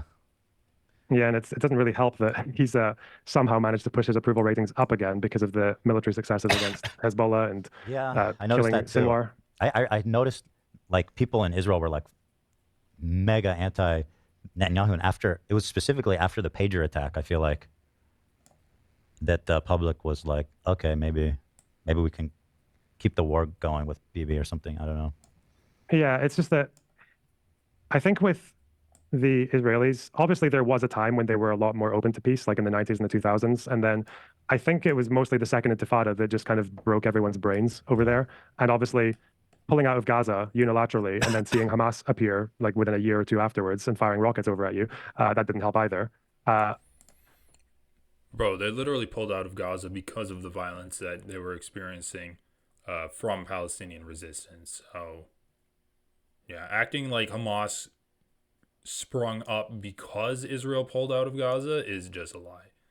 And then just the other thing, like they've been talking about, Ethan talks about how it's such a shame how the Israeli government is so fucked. Yeah, but he's not going to address the underlying reason why it's fucked, which is it's a fucking racist country. Like, it's literally baked into their constitution, the racism of apartheid. And that kind of apartheid, that racist genocidal mania, is what allows the government to be so fucked. And again, like, Ethan wants to say it's a shame, it's so bad because he doesn't want people to think that Israel's a bad place. He doesn't like the fact that Israel looks bad on the global stage because he likes Israel as an apartheid state. Like, that's just, when you get down to it, that's just what it is. He likes the fact that Israel is a Jewish state that he can go to. And he's never criticized that. But I don't think Israelis they're not stupid. So there was quite a bit of hope I got when I was like the Tel Aviv protesters, the ones who are pushing for an end to the war and for ceasefires and to pursue some alternative that isn't just like total victory or whatever that means. I think once this side of things is done and there's like a next phase of whatever comes next, I don't think Israelis are going to forget that Netanyahu, like, this is in large part his fault. He posed himself as the security guy for 20 years. He said, yeah, I might be corrupt. I might be unlikable. You might hate me, but I'm the guy who keeps you safe. I'm the security guy. And then he oversees the biggest failure in Israeli security ever in their entire history. And he does this in large part because he was complacent. He thought that he had actually used his stance and his positioning to convince Hamas to stay quiet. And the entire time he was being duped, to the point that people, these poor, like mostly young women actually watching the borders, would send in reports saying there's irregular movements at the border, there's irregular activity, that's build up. And people just saying, nah, they're just doing that to keep each other busy. You know, they're not interested in a large confrontation. I think people will remember that, hopefully. And if Hamas and Hezbollah can be properly defanged and like they don't pose the same threat to Israel that they did, then I think the Netanyahu excuse for fighting massively goes away. Like, if they can actually take out Hamas, then there's no excuse for the blockade. It's gone. And like every country in the world should completely disown Israel if they keep it going after that. So I agree that Hamas should be taken out of power, but I also have this fear that this is... I mean, what he said there doesn't make any sense. And again, if you just listen to him, he contradicts himself. He says Hamas is defanged, and then he'll say, if we eliminate Hamas. And then what AB says is what I would say in this situation too, where Hamas is just a name to the extremism that is born out of occupation. That's pretty much it. Like, it can be called you can change the name for it, but you're never going to get rid of the extremism because it's simply just like a fact of existence where if you oppress people, they're going to violently resist you. Like, there will be nonviolent resistance too, but there will inevitably be violent resistance to meet your violent oppression. Excuse to make allow this genocide to basically continue. Like, I don't know what the answer is of how to remove Hamas while at the same time not massacring so many people. Yeah, and I guess that's true. And it's like, even if Netanyahu weren't a war criminal, even if they did everything right by the books of the law and more, yeah, you'd still kill a lot of civilians because that's how Hamas fights. But I don't really know. That's why I think... Yeah, because that's how Hamas fights. It's not like Israel has a certain number of collateral damage that they can get away with. Like, it's what, like 100 civilians for one terrorist target? That's how Hamas fights. It's not like Israel tracks Hamas soldiers. They have their sights set on them with their drone bombs, and then they wait until they go home and they're in their apartment buildings because that's when they can be the most confident that they can get a kill. So they wait until their targets gut into their houses, and then they blow up the targets' houses, killing their entire family or killing the entire apartment complex. It's not the way that Israel fights, it's the way that Hamas fights. Fuck this guy, dude. Honestly, fuck this guy. Oh, Hamas fights so cowardly because they're in the most densely populated area in the world, and somehow they're like next to civilians, or they have their headquarters underneath the ground because that's the only way they can survive this occupying force. Hamas fights cowardly. And it's because how Hamas fights. Even if Netanyahu wasn't a genocidal freak, there would still be so many civilian deaths. Dude, honestly, like, just so much lies, so much clearing Israel from any kind of agency or consciousness or guilt at all. And he's doing all of this, again, to run defense for Israel. And it's just gross. And I'm getting really fucking sick of it. Right now, I don't, because Hamas will fight forever. I don't think they're going to stop. Obviously, the right thing for them to do would be to surrender and to agree to hand over the governance of the Strip to anyone that's not the IDF and it's not Hamas. That would be ideal. But I think that's why I think the burden should be on the IDF and Israel a lot more to take parts of Gaza that they can actually secure some kind of like calm in, and then just, it needs to be, I don't think Israelis and Palestinians can solve this by themselves. I think America, wherever else, Saudis, Emiratis, Qataris, I think the entire world needs to do something about this. Like, and we've done that after wars in the past, like in World War II. It took the rest of the world to repair the damage caused by that. This is not the same damage as World War II, but it's going to take international help. And I don't think it's going to happen alone. Mm-hmm. But that's kind of what... Yeah, but you know what would be a great first start? Israel stopping the fucking encirclement and siege that they have on Gaza and letting in food trucks. Like, that would be a great first start. And then the second step would be stop bombing. Third step would be what? Letting Palestinians join the UN, getting rid of the apartheid laws in their constitution. That would be a great step, wouldn't it? Gallant was saying, to go back to this really silly controversy, in my opinion, is that the military objectives are done, and he doesn't understand why the IDF needs to be there any longer, and he wanted to withdraw the military, which seemed like a good voice to have on the cabinet. And then, you know, Netanyahu fired him. Mm-hmm. So it's, you know, yeah, but he's kind of a fucking nutty in his own right. I never said anything about his character. Yeah, no, I get it. I mean, I said, it's so funny how people twist it. I said he's a moderating voice on the cabinet, and then people say, oh, Ethan said he's a moderate. It's like, that's totally fucking different. But and I think this is so stupid because, like, I'm trying to have literally not a moderating voice on the cabinet anyway. Like, we went over his video. Ethan will defend to his dying day that he's a moderating voice on the cabinet. Netanyahu fired him for political reasons. He wanted to free hostages, and he wanted to expand the draft to conscript like the Orthodox Jews, because they have religious exemptions from the draft. And why does he want to expand the draft if he's such a moderating voice? Well, it's because he's not a moderating voice, and he wants to expand the draft so he can ramp up the invasion of Lebanon. And that's something that Ethan's not talking about. Like, Yoav Gallant he never called for an end to the fighting in Lebanon. I mean, there are reasons that are not anti-war reasons to stop fighting in Gaza. Productive conversation about this, and it just turns into like, oh, Ethan defended Yoav Gallant, or I don't know, stupid. It's not really worth it. At the end of the day, there's not really that much, because I had these problems as well, but it's not really worth getting hung up on, because Gallant did say that pretty horrible thing at the beginning about no food, no aid, like human animals, whatever. Yeah, like, you don't need to like him.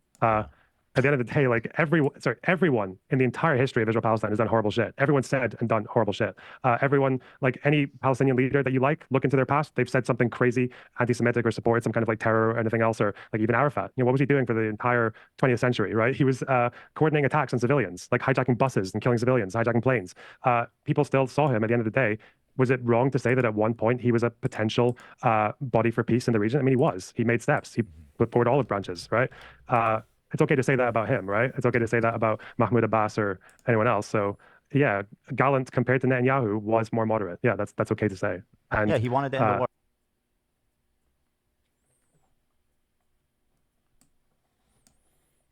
All right, let's take a look at this. So Yasser Arafat, also popularly known by his kunya Abu Ammar, was a Palestinian political leader. He was the chairman of the PLO from 1969 to 2004, president of the State of Palestine from 1989 to 2004, and president of the Palestinian Authority from 1994 to 2004. He was an Arab nationalist and a socialist. Arafat was a founding member of the Fatah political party. What is his legacy? How many people did he kill?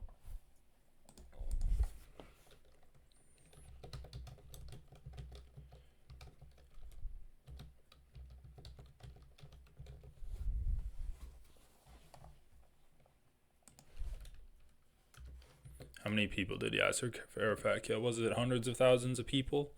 Or was it a couple thousand people? The true legacy of Yasser Arafat. For the last week of his lives, the scuttlebutt about the Palestinian movement's centrifugal force concerned whether his impending demise was driven by AIDS, likely contracted, according to leaked foreign intelligence reports, by his omnivorous, orgiastic sexual appetite. Who wrote this? What the fuck? As is often the case in the modern information age, just about everything in his life is known and almost nothing is proffered legend is true. The man airbrushed in Thursday morning encomiums from Kofi Annan and Jacques Chirac as a courageous symbol of the Palestinian nationalism was not really named Yasser Arafat, was not a native of Palestine, intended to sit out warfare with Israel whenever conventional fighting was involved. Okay, how much terror did he do? While Arafat's mantle as the father of Palestine is dubious, given that he's singularly responsible for the failure of a Palestinian nation to emerge. Yeah, he is singularly responsible for the failure of a Palestinian nation to emerge. His credentials as the father of modern terrorism are solid. In the late 1950s, he co-founded Fatah, the movement for the national liberation of Palestine. His métier, and thus Fatah's, was to sneak attack on soft Israeli targets, the better to maximize carnage and fear. The first efforts were ham-handed. Failed attempts in 1965 to bomb the national water carrier and the railroad.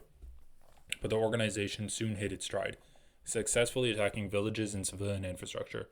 By 1969, Arafat was the chairman of the Palestine Liberation Organization, the umbrella group he never ceased to dominate after merging Fatah into it a year earlier. The PLO had a single purpose, the destruction of Israel. So, when they're talking about these soft Israeli targets, where I don't know about the villages, but the civilian infrastructure, this is what Lonerbox said Nelson Mandela did so well. He targeted infrastructure. He did sabotage. He didn't do violent terrorism. So when Nelson Mandela does it, it's great. When Yasser Arafat does it, it's terrorism. Okay, how many people does he kill? So on February 21, 1970, bombed Swiss Air Flight 330 en route to Tel Aviv, murdering 47 passengers and crew. 8 months later, they attempted a spectacular atrocity. A quadruple hijack, which now appears in Uri harbinger of the tectonic bin Laden operation on another September day 31 years later. Okay, so 47.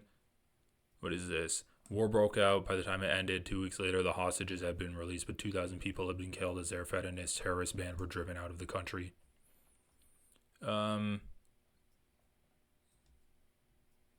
do we have a total death toll? I'm not going to read through this entire thing. What is this? 14 9/11s. The violence never stopped. With his presidency winding down in 2000 and desperate for an accomplishment that might balance a record besmirched by scandal, President Clinton boldly sought a final time to forge a comprehensive settlement. He brought Arafat and yet another new Israeli Prime Minister, Ehud Barak, to Camp David. Under intense U.S. pressure, Israel offered the creation of a Palestinian state, over 90% of the West Bank and all of Gaza, with his capital to be in East Jerusalem, in a move comprehensible only if one accepts that Arafat was incorrigibly devoted to Israel's extermination. Arafat rejected the stunning offer with poison pill insistence that millions of Palestinians be accorded a right of return to Israel. With poison pill insistence, the breakdown of negotiations resulted, like night followed day with Arafat. Wait, what is this? often including. Since 2000, approximately 900 Israelis, 3/4 of whom were civilians, have been murdered. To extrapolate to American proportions, for a country the size of Israel, this is the rough equivalent of over 40,000 dead. Arafat's world radically changed in 2001. So anyway, I mean, they're talking about how many he killed, how many Israelis were killed under Arafat's rule. Are they going to bring up how many Palestinians were killed under Arafat's rule? And even so, 900 Israelis dead over the course of like 4 years, and 47 people dead in a plane that was bombed. This is not comparable at all to what Yoav Gallant is doing, where he's literally overseeing a genocide leading to the deaths of hundreds of thousands of people. And Lonerbox trying to compare Yasser Arafat to Yoav Gallant is downright, it's just evil, man. Like, it's just lying, it's just evil. Let's say Yasser Arafat killed 10,000 people. 900 people died. 900 Israelis died under his rule after the Camp David Accords, where he rejected it. And then he killed, let's say, he killed another 9,100 people with terrorist attacks through his organizations. That's still 10,000 times less than the number of Palestinians that Yoav Gallant has been responsible for killing. Good voice. Wherever else, Saudis, Emiratis, Qataris, I think himself as the security guy for 20 years. He said, yeah, I might be corrupt. I might be unlikable. You might hate me, but I'm the guy who keeps you safe. I'm the security guy. And then he oversees the biggest failure in Israeli security ever in their entire history. And he does this in large part because he was complacent. He thought that he had actually used his stance and his positioning to convince Hamas to stay quiet. And the entire time he was being duped, to the point that people, these poor, mostly young women actually watching the borders, would send in reports saying there's irregular movements at the border, there's irregular activity, there's build up. And people just saying, nah, they're just doing that to keep each other busy. You know, they're not interested in a large confrontation. I think people will remember that, hopefully. And if Hamas and Hezbollah can be properly defanged and they don't pose the same threat to Israel that they did, then I think the Netanyahu excuse for fighting massively goes away. If they can actually take out Hamas, then there's no excuse for the blockade. It's gone. And okay, so yeah, he says defanged, and then he switches to if they can actually take out Hamas. He says if Hamas and Hezbollah don't pose the same threat to Israel, then they would stop fighting. They never posed a threat to Israel. You can look up any kind of analysis. Hamas and Hezbollah didn't pose any threat to Israel. And in fact, if Israel wasn't doing an expansion in the West Bank and had the majority of its military members in the West Bank guarding the settlers, October 7th never would have been as deadly.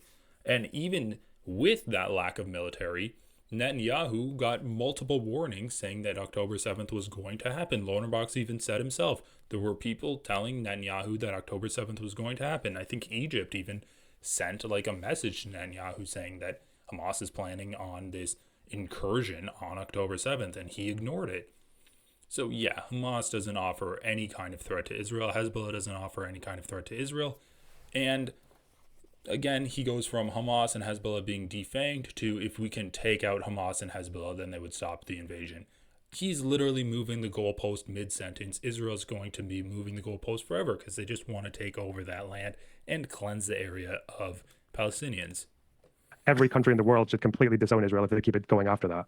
So I agree that Hamas should be taken out of power, but I also have this fear that this is an excuse to make allow this genocide to basically continue.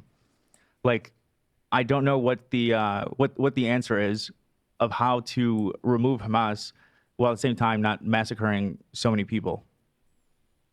Yeah, and I guess that's true. And it's even if Netanyahu weren't a war criminal, even if they did everything right by the books of the law and war, yeah, you'd still kill a lot of civilians because that's how Hamas fights. But I don't really know. That's why I think right now, because Hamas will fight forever. I don't think they're going to stop. Obviously, the right thing for them to do would be to surrender and to agree to hand over the governance of the Strip to anyone that's not the IDF and that's not Hamas. That would be ideal. But I think that's why I think the burden should be on the IDF and Israel a lot more to take parts of Gaza that they can actually secure some kind of calm in, and then just, it needs to be, I don't think Israelis and Palestinians can solve this by themselves. I think America, wherever else, Saudis, Emiratis, Qataris, I think the entire world needs to do something about this. And we've done that after wars in the past, in World War II. It took the rest of the world to repair the damage caused by that. This is not the same damage as World War II, but it's going to take international help. And I don't think it's going to happen alone. Mm-hmm. But that's kind of what Gallant was saying, to go back to this really silly controversy, in my opinion, is that the military objectives are done, and he doesn't understand why the IDF needs to be there any longer, and he wanted to withdraw the military, which seemed like a good voice to have on the cabinet. And then, Netanyahu fired him. Mm-hmm. So it's, Yeah, but he's kind of a fucking nutty in his own right. I never said anything about his character. Yeah, no, I get it. I mean, I said, it's so funny how people twist it. I said he's a moderating voice on the cabinet. And then people say, oh, Ethan said he's a moderate. It's like, that's totally fucking different. But, and I think this is so stupid because, like, I'm trying to have a productive conversation about this. And it just turns into, like, oh, Ethan defended Yoav Gallant, or, I don't know, stupid. It's not really worth it. At the end of the day, there's... Okay, so just one thing to say, or two things. First of all, Ethan's not trying to have a productive conversation about this. If he was, he'd actually bring on an expert like Norman Finkelstein, Tawny Scotes, someone who's, like, actually respected for their knowledge and not a known Israeli shill. So that's one thing. The second thing is what Ethan said there is actually in disagreement with Lonerbox. Lonerbox says that all of these international countries, like the international community, should condemn the shit out of Israel if they keep doing a genocide after they've taken out Hamas and Hezbollah. He says once Hamas and Hezbollah have been defanged, once they've been eliminated, which again are not the same things, he lies, like from the beginning of the sentence to the end of the sentence, he'll lie. Once they've eliminated Hamas and Hezbollah, then the international community should condemn them. That's what he said. Ethan says, well, that's what Yoav Gallant was kind of talking about. Yoav Gallant said that they have completed every single military objective in the West Bank. So that's a direct refutation to what Lonerbox was saying. Lonerbox, I think he realizes that he was kind of called out for being a dumbass. And instead of saying, oh yeah, I was wrong, like they actually have done that, we should condemn them for being genocidal then, because there is no military targets. Or that's what he would do if he agreed with Ethan. But if he stuck to his original point, he would disagree with Ethan and say, actually, Hamas does have military presence still, and they do still pose a real meaningful threat to Israel. That's why Israel needs to keep blockading them and keep bombing Gaza. So instead of doing those two things, which would be like the logical correct positions, that would be the logical correct routes to take, either correcting your original statement or pushing back against this new thing that Ethan brought in. He just ignores all of those points altogether and sucks up to Ethan, saying, it doesn't matter if you call them moderate or not. People can be genocidal and still be moderate just in certain circumstances. Look at Yasser Arafat. Yoav Gallant's no exception. He's genocidal, but he's moderate in this circumstance. So he's just sucking up to Ethan. He's just kissing his ass, making him feel good, which, again, Ethan didn't bring him on to have a real conversation about Israel and Palestine. He brought him on to have his ass kissed and feel good about himself. He's tired of getting shit on, so he's going to bring on this guy who is thankful for the exposure, and he's going to do everything in his power to ingratiate himself to Ethan. And even when Ethan calls him out for being wrong, he won't even deal with the fact that he's simultaneously holding two positions that are counteractive to each other. Yoav Gallant says that the military has achieved everything that it can achieve. That's what Ethan says. Lonerbox says that the military still needs to take out Hezbollah. So, yeah, he has no consistency whatsoever. He does not care about being right. He just cares about the appearance of being right. But he doesn't care. He'll just say whatever he needs to. This guy is a shill, man. And there's no other way to take this. He's literally said the case that Israel needs to still take out Hezbollah. They need to still take out Hamas. Ethan says, yeah, well, Yoav Gallant said that there is no more taking out Hamas. They've already done everything they can. And then Lonerbox is like, yeah, well, you shouldn't have gotten attacked for saying Yoav Gallant is a moderating force. He just called you out for being wrong, and he's ignoring it. That's why I think he's a shill. He's been proven himself wrong so many times in this conversation. Not really that much, because I had these problems as well, but it's not really worth getting hung up on, because yeah, Gallant did say that pretty horrible. And then he lies about Yoav Gallant. Well, Yoav Gallant, he's like been responsible for genocide, killing hundreds of thousands of people, but I'm going to compare him to Yasser Arafat, who did a plane hijacking once. Thing at the beginning about no food, no aid, like human animals, whatever. Yeah, like you don't need to like him. At the end of the day, like everyone in the entire history of Israel-Palestine has done horrible shit. Everyone said and done horrible shit. Everyone, like any Palestinian leader that you like, look into their past. They've said something crazy, anti-Semitic, or supported some kind of everyone's killed hundreds of thousands of people. Everyone in the history of Palestine has done that. Dude, go fuck yourself. Holy shit. Terror or anything else, or like even Arafat. You know, what was he doing for the entire 20th century, right? He was coordinating attacks on civilians, like hijacking buses and killing civilians, hijacking planes. Wait, hijacking buses? Targeting water supplies? Isn't that sabotage? Which is what you said Nelson Mandela was so good at doing, and that's why he's like the perfect victim, and that's why Palestinians weren't the perfect victim, because they weren't doing sabotage. But now you're saying hijacking buses is horrible because it's Palestinians doing it. People still saw him at the end of the day. Was it wrong to say that at one point he was a potential body for peace in the region? I mean, he was. He made steps. He put forward olive branches, right?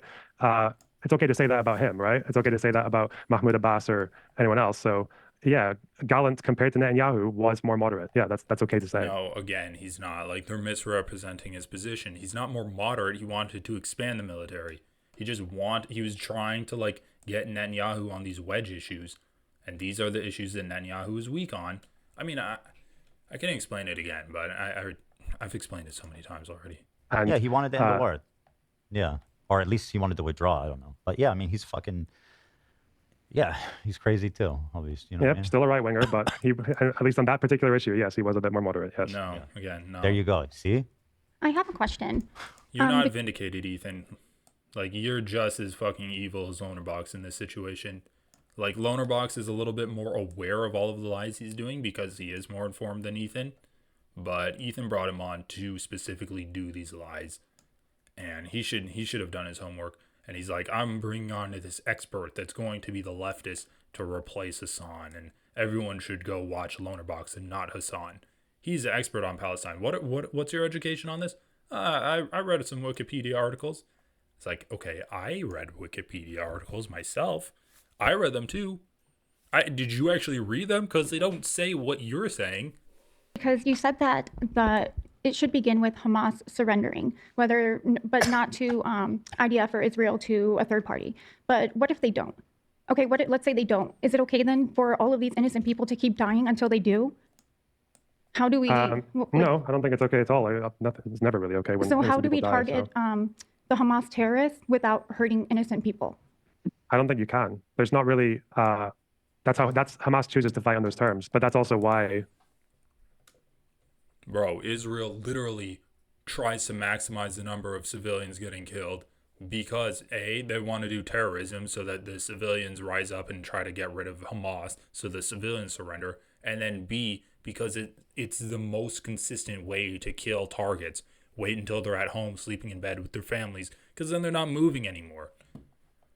Bro, and this motherfucker keeps saying that Hamas is fighting this way. Hamas is fighting in the way that maximizes casualties. Holy shit.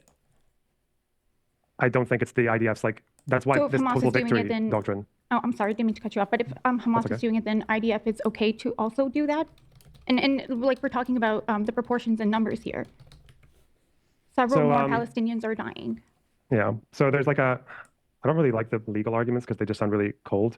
I think in terms of like the way that laws work, there are like arguments that the IDF can make and get away with because they can basically just say that, yeah, if you hide behind civilians, then, and that's the only way we can get to you, then we're going to have to do a strike that's going to take out the people that we're targeting, but also the civilians. But like, I don't really agree with that to the absolute end, because the problem is that you're going to do that for decades, potentially. Like, you're just going to be fighting a permanent insurgency, which is why I think they should focus a lot less on, well, let's just get the bad guys and whoever dies, fuck them. It should be a lot more on trying to live with the fact that Hamas won't stop, but also to think of ways to build up alternatives in Gaza. And that's a much harder thing to do. It's a much harder thing for the IDF to do. And I do. Shut the fuck up. What's this article?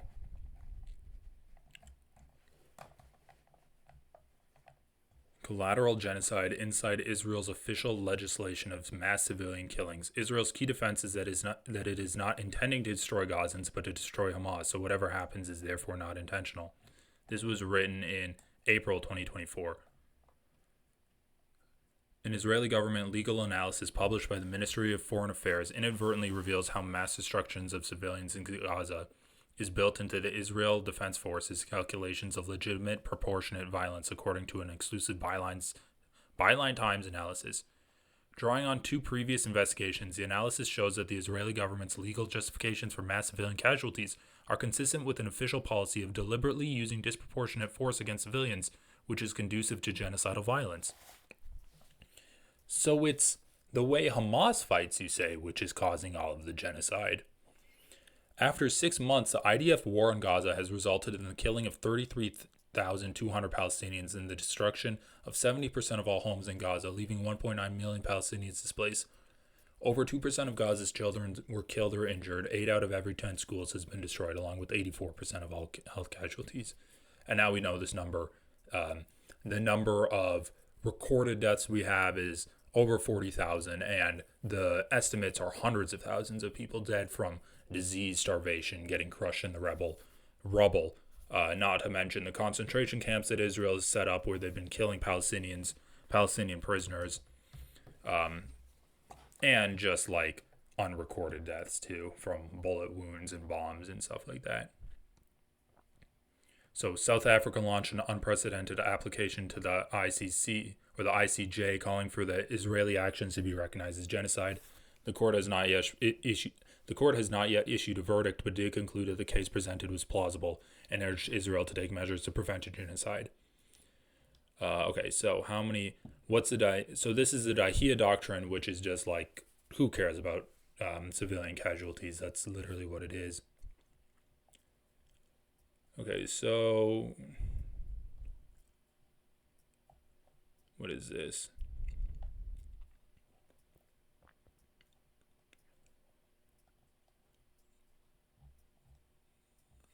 Legalizing criminal impunity. U.S. support has created a climate of impunity, allowing the IDF to categorize mass violence against Gazan civilians as a legitimate strategy to destroy Hamas. The way in which this has led to an inherently genocidal logic is reflected in a new Israeli ministry. So this is the briefing that they got. Set as a background of the Dahia Doctrine, the Foreign Ministry briefing reveals the very steps the IDF says it is taking to protect civilian life are being used to justify the disproportionate targeting of them. By defining Israel's sought-after military advantage at such a high level, requiring the total obliteration of Hamas capabilities, the obliteration of almost any degree of Palestinian civilian life to achieve this goal can be deemed proportionate. The briefing sets out the IDF's military objective as follows. The military advantages that the IDF is seeking include destroying enemy military assets, targeting militants, degrading and denying enemy ability to command and control operations, neutralizing underground tunnels and infrastructure used for military purposes, and denying positions such as sniper, anti-tank, and surveillance posts, which endanger IDF ground forces, all of which contribute to the overall objective of securing the release of the hostages and removing Hamas's capability to attack Israel and its citizens. Yet these objectives are so broad and comprehensive that a proportionality assessment of the permitted civilian casualties incurred in pursuit of them becomes extraordinarily permissive. LOAC, Law of Armed Conflict, provides that a proportionality assessment is based on the military commander's judgment at the right time of the attack, not on hindsight. The test is conduct-oriented, not result-oriented. As a matter of law, civilian casualties or damage to civilian objects, while tragic, do not of themselves allow for a conclusion in regard to proportionality, with an informed assessment of both the expected civilian harm and the military advantage anticipated at the time of the attack. The document is thus able to claim that while Israel wishes no harm to civilians and is solely targeting military assets and objectives, since Hamas assets are embedded throughout the civilian population and infrastructure of Gaza, these can all be destroyed in the process of targeting them. This highlights how carefully crafted legal language is used to conceal the IDF's intentionality in targeting civilians. However, the document reveals that far from being unintended, the IDF deliberately conflates civilian structures with Hamas combatants to the extent that the deliberate and foreseeable mass destruction of civilian objects becomes legitimate. Given this reprehensible strategy, many ostensibly civilian objects may become legitimate targets, as LOAC prescribes that civilian objects become legitimate military targets when, inter alia, they make an effective contribution to military action by their purpose or use. Moreover, under LOAC, Hamas militants who fail to distinguish themselves from the civilian population are legitimate targets, as are civilians taking direct part in hostilities. As a result, it cannot be concluded that from the mere fact that seeming civilians or civilian objects have been targeted, that an attack was unlawful. So they can literally target civilians and say that it's part of the law. The phony defense. Yeah, so like they are just legislating targeting civilians, and this motherfucker says that it's because of the way Hamas fights. Blame Hamas for that, but I think they still need to do it. So what is he saying? It should be a lot more on trying to live with the fact that Hamas won't stop, but also to think of ways to build up alternatives in Gaza. And that's a much harder thing to do. It's a much harder thing for the IDF to do. And I do blame Hamas for that, but I think they still need to do it. Okay, so right now would be a great time to push back and say, well, Yoav Gallant says there's no military success to be gained in the West Bank anymore. So how do you square that with you saying that the IDF still needs to target Hamas? How do you square that, Lonerbox? The literal head of the military said that there's no more objectives to be gained from attacking Hamas in the West Bank or in Gaza. So what do you have to say there, fucking idiot? I know what you mean, though. Hamas will never, they'll never surrender. As far as I'm aware, shit, maybe I'm wrong, but it just seems like. Bro, Ethan, 2 minutes ago, you literally just said that Yoav Gallant said there's no military targets left in Gaza. And now you're saying Hamas will never surrender? Yeah, I don't know. I think your ideas seems kind of interesting about just like partitioning pieces off and clearing it and trying to do that all the way through, but there's not really any good solutions. It's just really fucked right now. I think there literally are good solutions. Just stop the genocide. Like, stop the genocide, bring down the oppression. Sure, you can have foreign influence and like foreign interference. Like the UN can step in and facilitate the end to the apartheid state and facilitate a one-state solution. But that's not like, it's not a complicated decision. It's just a lot of work. It's not a complex solution. It's pretty fucking easy. But Zionists like Ethan and Lonerbox, who want Israel to remain a Jewish ethno-state, that's a non-starter for them. Ethan literally said it's a non-starter when he was talking with Hasan. It's a non-starter for a one-state solution, and instead of actually saying his positions on it, he will always retreat back to Jewish Israelis in Israel are so racist that they would never allow a one-state solution to happen because they do not want to lose their status as oppressors over Palestinians, over non-Jewish people. sometimes, and just to be clear, like I'm not like a military expert, so a lot of this is just me reading as many opinions as I can and just trying to find the one that makes the most sense to me. So pinch of salt, all that. I think sometimes when it comes to situations like this, is like there's not really a best option or even a good option. There's just like a less bad one. Obviously, there's new information that could come out about this particular conflict that would make me change my mind on what should be done. But yeah, I think right now when you just have this kind of like, it's always been the case that Netanyahu and Hamas like feed each other, right?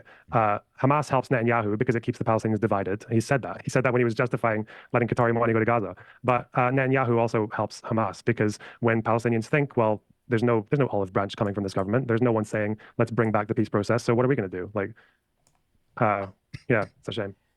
Did that answer your question, Lena? I don't think directly about the people who are dying, but Well, no, I just want to clarify. So you were saying that civilians are dying in Gaza. Yeah, and it's always but civilians are dying, and then there's a reason for justifying it, and I can't understand that. You're saying that the civilians need to stop dying. I mean, essentially, the war needs to stop. And yeah, I mean, if I mean, that's the only way they stop dying, right? Is if the war stops. I don't, Bro, it's not a fucking war. What the fuck are you talking about? It's like 100,000 people dead to like 80 Israelis dead. 80 Israeli soldiers to 100,000. That's not a war. Oh my god, dude. Ethan's so fucking evil. Holy shit. know what the solution is. I just stop wish being there was another bombed. way to get these to target these terrorists better, where it's not where you're not getting all these kids caught in the crossfire. Yeah, I never hear. Like now 5 minutes ago, Ethan literally just said there's no more need to target the people that Lena's calling terrorists. Is there a need to target the terrorists or not, Ethan? Holy fuck. I hear a lot of optical solutions. This would be perfect if this happened, but I never hear a realistic one. So you'll say this would be great if this happened, if the IDF stopped, they should stop. But I never hear like a realistic, and then it ends there. There's never any further realistic solution. For to what should example, happen. I think maybe a specific question is, let's say that there is a building, an apartment building of a bunch of civilians. Dude, can someone mute Ethan's fucking microphone when he's not talking? He's literally hacking this entire episode. It's honestly triggering me. Like, holy fuck, get him a mute button. And it's suspected that a Hamas terrorist is hiding in the building among them. Is it okay then to strike the whole building to get that one Hamas terrorist and kill all of these other people? Because just to get that one target. I don't think so, but I don't know who. Yeah, I'd say no. Yeah, I would say no for sure. But that's what's I think, happening, right? That's like a really. I think Hamas that's propaganda, happening. Lena. Say what? It's hard to say how often that is happening. Like I'm sure it had. Like there are definitely moments where I think it definitely had. No, definitely. I mean, we read that article. It's literally in the fucking rules of engagement for the IDF. And this guy's like, oh, well, I don't know if it could happen or not. Dude, this guy's just fucking evil. Like, his entire existence is just to alleviate the pressure of that Israel's war crimes brings onto Israel. Like, he's like the guy that runs behind Israel as they go and bulldoze the war crimes. And he's got like a stick. Like, he's got a branch and he's dragging the branch in the dirt so that there's a dust cloud so that people can't pin down the war crimes on Israel. He's just running defense for it. Has happened. Yeah. Oh, we saw them I blowing think- up like the aid cars with fuck it that they thought like one terrorist was in. That was just horrible. The like kitchen. Yeah, and it turns or out the something. person who made that decision, who I think was actually fired because he was breaking the rules. They were supposed to call the aid organizations, and they didn't answer, but they were supposed to double check and check again because they knew that aid workers were using that route. It turns out the guy that Oh, wow. The guy who killed multiple aid workers got fired.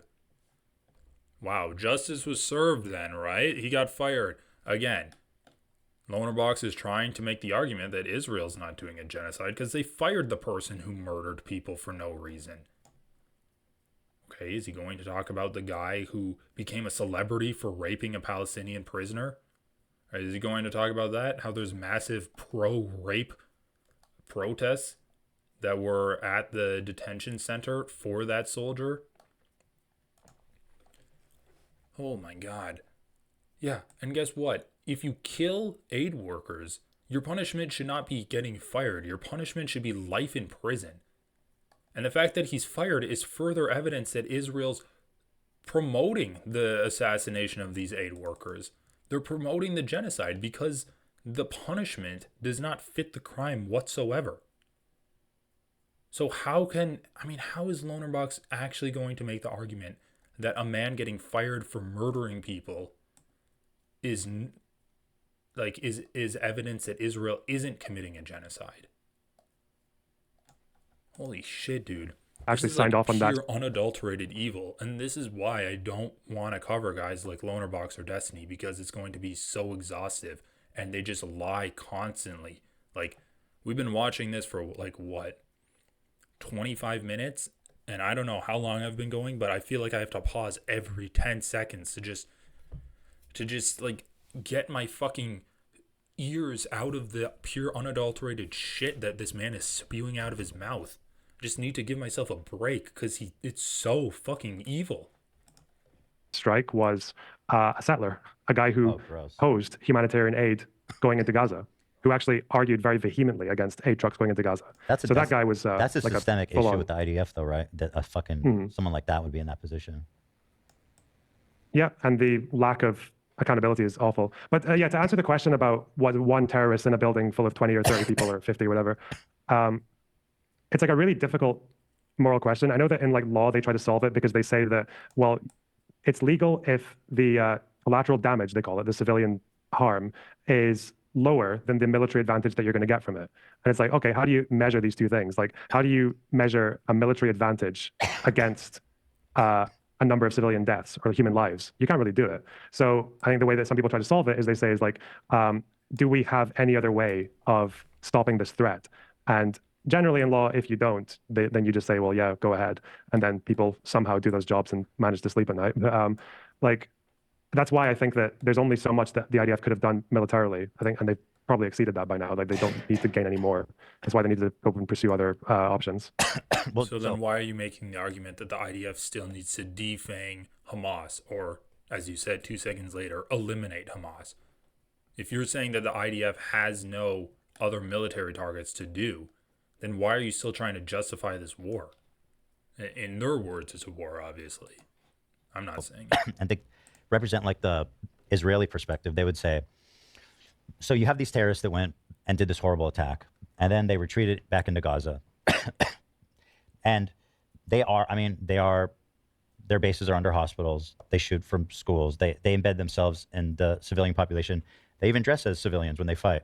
So, like, I guess I don't know what, like, the IDF, just to give them, like, a plausible road into dealing with that situation, like what does the IDF do from the Israeli perspective? You know what I mean? I'm curious. I mean, I'll bite the difficult bullet. Like, I think that after October 7th, there was always going to be some level of IDF incursion into Gaza. That was always going to happen. You can't just let an attack like that happen onto a sovereign country and not respond to it. That's part of what frustrates me too, is that I see so many people like jubilant, like just like, yes, October 7th was fucking the best. And it's like, well, we all know the inevitable consequence of that is going to be like terrible. And I'm not saying it's right or even justified, but it's going to be terrible. And yeah, I find it kind of ironic. Sorry to cut you off. Go ahead. Yeah, but I guess that's just like it's still, the problem with what's happening now is that Netanyahu, obviously, and his war cabinet have given the chief of staff this job, take out Hamas, but he's not doing it with the goal of allowing Palestinians to eventually self-govern or to eventually, like stop being bombed. He's not really going for that. We don't know what he's going for, really. He keeps saying total. Yeah, he's going for colonization.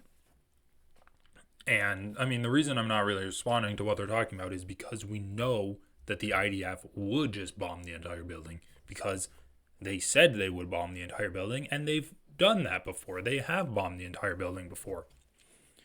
And when Lena said, like, what would you do in this situation? I don't think she actually meant what would Lonerbox do if he had his finger on the button. She was asking, like, is the IDF doing this, and is that, like, justified? Victory. He keeps saying he doesn't want settlers to go into Gaza. Other people in his government obviously do want settlers to go in. That's like the really big problem, is he's never made it very clear what his total like objective is from this war. Total victory is not an objective. It's just a slogan. It doesn't mean anything. And I really think that it would behoove the Western leftists, I think, who care a lot about this issue and who can actually get the government to listen to them if they are good with their messaging and everything else, to push for something like, if it was me, if I was the Americans, I would say, like, Netanyahu, this Israeli government needs to acknowledge that the IDF is not going to stay in Gaza. They're going to come out. Someone else is going to have to govern that strip, and they're going to have a state. They can't just be some kind of like non-state entity forever. And that needs to be resolved. And America can influence the PA. They can influence, to some degree, they can influence Israel with like, just like with words sometimes, because Israelis actually listen to Americans. They actually care quite a lot about the American president thinks. So, yeah, I think that should be, and unfortunately that just hasn't really happened. I don't think Harris really did nearly enough to push that, and Biden didn't. But I think that's what needs to be pushed a lot harder, is that you can't just have an Israeli government forever that's just rejecting Palestinian statehood. Like, it needs to be acknowledged. And I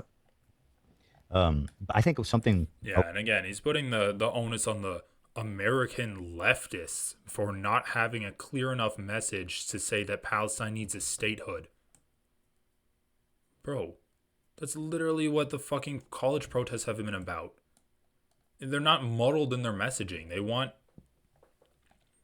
their colleges to divest from Israel. They want their colleges to put pressure on Israel. Why are you blaming the left? A lot of activists would say, well, actually, we deny that. I mean, I've heard Hasan say this, and it's a pretty popular perspective, that Hamas does not use human shields, quote unquote, or they don't use public buildings, and they don't fight like that. I think what they would say is it's densely populated. Like, of course, how can you avoid being near a school or a fucking whatever it is, or near civilians? You know. Yeah, I mean, the legal definition of human shield is like you actively put them in the way of any attacks that would be done against you, which is what Israel's doing. They have literally used Palestinians as human shields, and that's like an ongoing issue right now. Hamas hasn't really done that. They've just built their infrastructure inside of civilian infrastructure, or like alongside of civilian infrastructure. So like technically it's not human shields, but at the end of the day, it doesn't fucking matter. Like it's just a talking point, and they're just gonna do anything to try to justify killing Palestinians. Like no matter what, if they're in Hamas or if they're not in Hamas, they're going to try to justify killing them. people will say, it's another thing where people just play with words, right? They'll just, oh, it's guerrilla warfare. Well, okay, that doesn't make it okay. Like just because you change the words to something that sounds nicer. If you want to get into a legal argument, people get really weird about, there are weird interpretations of what the law on human shields is, and no one really knows exactly like what it means to have an intent to co-locate your civilians with your military. But we know with Hamas that they do it for a reason, right? Like their tunnels are underneath buildings for a reason. They're dressing as civilians for a reason. And it's in large part because they don't that really... they dress as civilians? No. No. It's not debatable. Not all of them do, but yeah, it's not Or that debatable. their headquarters are under hospitals? Because I see people deny that too. So the headquarters, as far as I know, they move. There's a speech from Sinwar in about 2019, 2020, where he was talking about complaints about the headquarters location and that they'd moved it. So I know that it was under Al-Shifa for a while. I don't know if I'm sure they moved it. It seems like they moved it. But yeah, Amnesty International, who are by no means pro-Israel, they actually really don't like Israel. Yeah, they said that in 2014. And they spoke about how Hamas was using Al-Shifa to torture people that they suspected of collaboration. So, and even when the IDF raided Al-Shifa, it took them like a couple of weeks to quote unquote secure the hospital. I doubt they were spending 2 weeks just like fighting through patients. You know, like yeah, there's obviously Hamas presence there. We know that they use, you know what? If we're talking about Hasan and all that, like just listen to their own words. You can go on Hamas's website, Al-Qassam PS. They have their own obituaries for soldiers who died in previous wars. They're all listed. They'll tell you everything about the soldier's career as a soldier and what they did and what they were doing when they died and where they came from. They'll also tell you what kind of military activity they were up to. They'll tell you where they were storing weapons. They'll tell you that in 2008, when Hamas were integrated into the police forces and the police buildings that had civilian cops in them were also full of Hamas soldiers. We know that one of their military installations for producing explosives was underneath a prison. We know that that they have what's called, I think it's like the militants mosque or the military mosque, Arabic translation. Yeah, we know that the very first ever Hamas weapon stockpile was discovered in a mosque.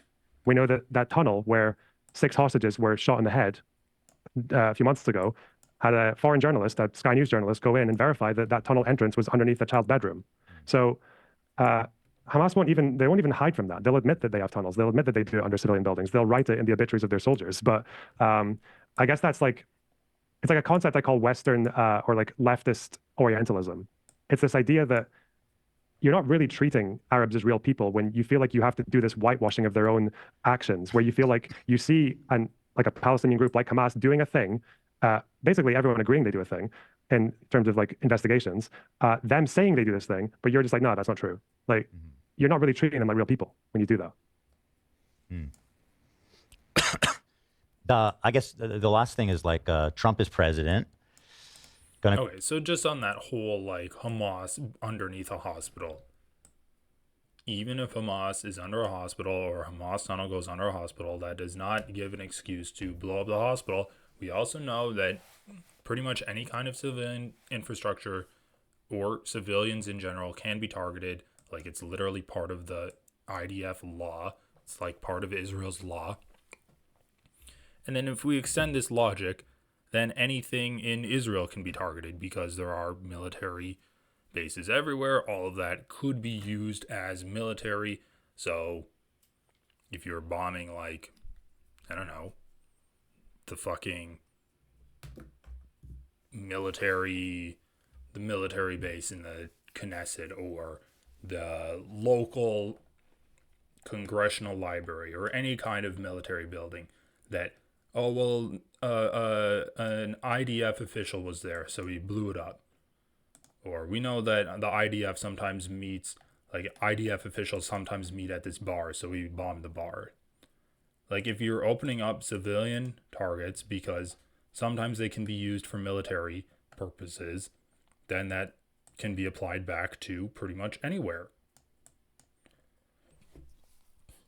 Like, I just heard about this restaurant that closed down, and it's famous for having Congress people eat there because it's right by the Senate, and so people will go there, they'll eat there, and they'll discuss the news of the day.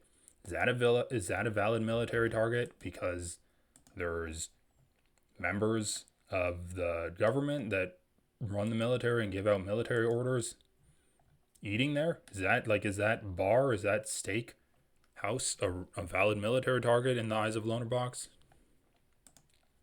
Be president. I personally think that is going to be a disaster for the Palestinians, unfortunately. And it seems like he actually got a lot of Arab vote in America, or like I think he got the majority of Arab men voting for him. I think they were hoping that he would lead differently, but from where I can see, that does not seem to be. It seems to be the opposite, frankly. I don't know what you see. With Trump, I mean, Trump is so good at being able to. He's so good at being able to just make everyone happy. Almost, when it comes to foreign policy, he somehow manages to do this thing where he is at the exact same time a hawk and an isolationist. On one minute, he'll talk about how we don't need NATO and we don't want these endless wars and we don't want to spend American arms on other countries. On the other hand, he's talking about how we're going to kick the crap out of ISIS and we're going to send troops in there, or we're going to bomb Soleimani, or like. So he's got a very strange attitude to that. And I think, honestly, his actions tend to just depend on who triggered him the day before, or who cozied up to him or complimented him enough the day before. He's very good at filling all the gaps. I think the advertising that they were doing in Dearborn was basically, I think they were just very cynically targeting multiple groups at once with different messaging. So in areas where they had Jewish communities, they would target them with advertising saying that Trump's going to be pro like Israel. He's not going to hold Israel back. He's going to let them do the job and finish the war. And Kamala Harris is a Hamas person, or Biden's a Palestinian, and Ilhan Omar is like a Muslim. Fuck those people. But then on the other end, he'll go to Dearborn and have signs talking about, I think it was like Holocaust Harris, or was it Genocide Joe? I can't remember. I think his crowd chanted Genocide Joe once, and he just basked in it because, well, this sounds good for the moment. Doesn't matter that it's completely contradictory to everything I believe. Who did Trump appoint again for ambassador to Israel? It was like a Christian Huckabee, yeah, a guy who most Israelis, by the way, they don't say, "Oh, we're God's chosen people," and the West Bank is Judea, Samaria, and all that. Like, most of them don't really say it in that way. Most Israelis are secular. That guy is like. Actually, I think Trump's entire cabinet is like they're probably more extreme Zionists than most Israelis are. I think like you're those right. people. I think you're right. And what happened with Trump last time? He cut funding from the Palestinian Authority. He recognized the Golan Heights. He moved the embassy to Jerusalem, which was an incredible trigger point against Hamas. That's like one of the biggest insults you can do for Palestinians, is like fucking about with the Al-Aqsa Mosque. And didn't a bunch of settlers build a complex in the Golan? They called it Trump Heights. I don't know. Wow. Yeah, Trump Heights? He loves that. I mean, that's the thing, is like, even if you don't like what the Democrats did or what Biden did, I think he could have done more. It could always be worse. It could be a lot worse. And I think, unfortunately, with Israel, we're going to see worse. Yeah, and then Lonerbox is actually right on that. And in this case, we can also look at Miriam Adelson donating hundreds of millions of dollars to Donald Trump. So will she have any influence on Trump's Israel policy? Miriam and her husband were influential on Trump's decision to move the U.S. Embassy in Israel to from Tel Aviv to Jerusalem. And reports emerged in May that she was conditioning her support for the former president on allowing Israel to annex the occupied West Bank officially. Such a move would categorically end any prospects for a two-state solution and a future Palestinian state. So yeah, she's donating like hundreds of millions of dollars to Donald Trump. And the reports are that she's trying to get him to She's trying to get him to let Israel annex the West Bank in its entirety.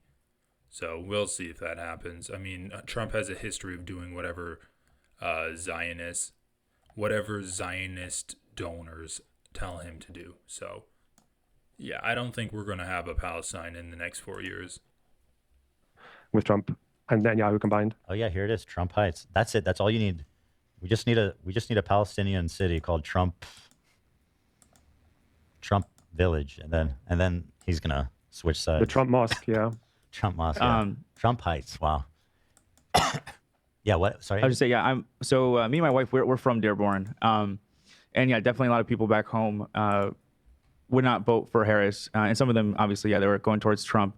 And I think, me personally, I would vote for Harris just because of other people, because of women's rights and stuff along those lines. But as an Arab, the way we looked at it, for the most part, my understanding is that we feel like no one gives a shit, no one cares. Biden stood idly by. She's going to stand idly by. At least maybe with Trump, there might be a chance of something being done. I think they thought that their vote for Trump would protest it's like a protest of the genocide. or not voting at all. Yeah. As a way of protesting. Unfortunately, it is very disappointing that Dearborn voted for him. Yeah. And this is like the first time in 30 years, I think, that Dearborn voted Republican. So yeah, the genocide was like a huge issue for them in this election. The thing is, like, I totally understand their perspective, right, of the protest vote and just feeling like hopeless and just not knowing what to do. Mm-hmm. So I totally get where they're coming from. You know what I mean? I just hope that. No, you're right. It probably is going to be. I mean, all we can do is hope that it's not going to be more terrible than it already is. Well, Trump is very good at exploiting people's hopelessness or emotions or anything. Yeah, that's his entire thing.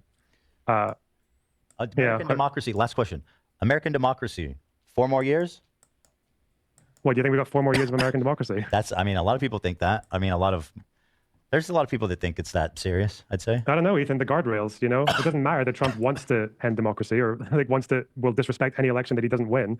It's the guardrail. No, yeah, it's really, I think America has enough of a safety net that it won't allow Trump to do that. But at the end of the day, America's only any country is only as good as the people who run it or the people who are in it. And if Trump can say all those things and he can do January 6th and he still doesn't concede the last election and he can win the popular vote, like maybe Americans don't want democracy. I right? agree. This maybe is what they they wanted. This is what we wanted. I mean, the popular fucking vote. What do you say to that? But I need to get the fuck out of that country. Yeah. My only hope with Trump is that because he's so old that he just fucking dies. Yeah, and we're very fortunate. Yeah, because he's old. Obviously, right, Dan? Yes. And I think we're very fortunate that a lot of his successors are kind of inept. Like they don't really have the same flair that he does. That's probably a good thing. Vivek's not replacing Trump. DeSantis, no. Trump Jr.? Fuck that. Honestly, Trump Jr. might maybe if they can sell it like on a dynasty. No maybe shot. He's such a creep. I don't see it. Yeah, because Trump's definitely not a creep, eh? No, but he has swag. Where he does have swag. Trump Jr. is just a whiny bitch, fucking cocaine addict. I mean, Trump is a big fat man who eats a lot of McDonald's. So opposites. One does cocaine, one does McDonald's. Yeah, it's I don't know. That is probably, as far as like the future and just like any democracy, it's just the fact that disinformation and like just alternate realities can have that much of an effect on the population now. That's quite a scary thing looking forward. Yeah, it is. So everybody, that's our time. Thank you for calling in. I appreciate it. And thank you to everyone who participated. Lena and AB and Olivia. I appreciate the conversation we had. And thanks for calling in. Guys, if you want to... Bro, Lonerbox was not able to answer any of their questions. Ethan's talking about, oh yeah, you did such a good job. Well, what happened to my drawing? Just got messed up. It's all pixelated.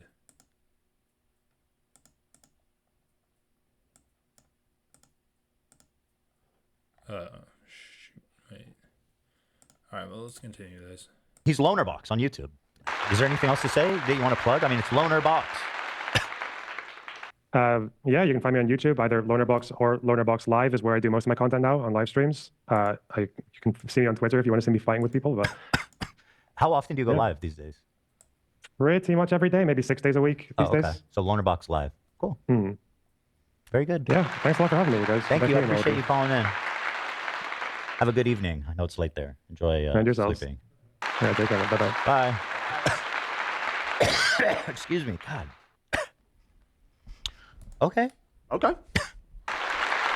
I mean, I like that we could talk. We had like a pretty, I don't know. No, a lot of people probably disagree with his perspective, but I thought it was good the way that we were all able to have a conversation about it. I saw a lot of appreciation for that in the chat during. Okay, so if a lot of people disagree with his perspective, you didn't push back on it at all.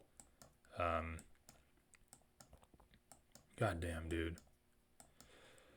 Oh, the fucking evilness is taking Ethan over. It's like Emperor Palpatine. So, what else do we have to talk about? Let's get into some of the reactions. So, Ethan Klein's fans were in love with Lonerbox. What the hell is going on? Hasan blackmailed Ludwig? What is happening? Hasan's not even responding to Ethan's criticisms when someone else is making them. Lonerbox responds to a TikToker that attacked him and Ethan. 11 minutes long? Or he reposted a TikTok. He did. Fucking Hasan reposted this. This. Alright, let's see what this is. Okay, guys. TikTok discourse.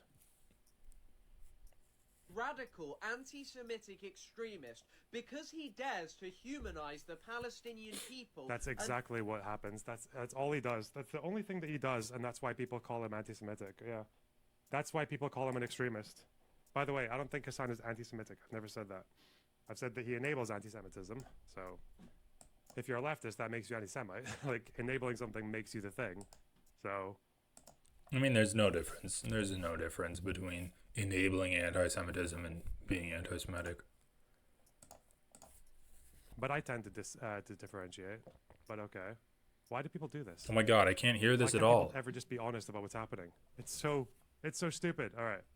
Their politics, and also because he criticizes Israel in a way that is consistent with the ICC. Okay, well, people do call the ICC arrest warrant anti-Semitic. The Pope, Human Rights Watch. People misquote these organizations all the time. How long did people say that the ICJ said there's a plausible genocide, and then the fucking president had to come out, who read out the verdict, the provisional measures, to clarify that's not what she meant. Anyway.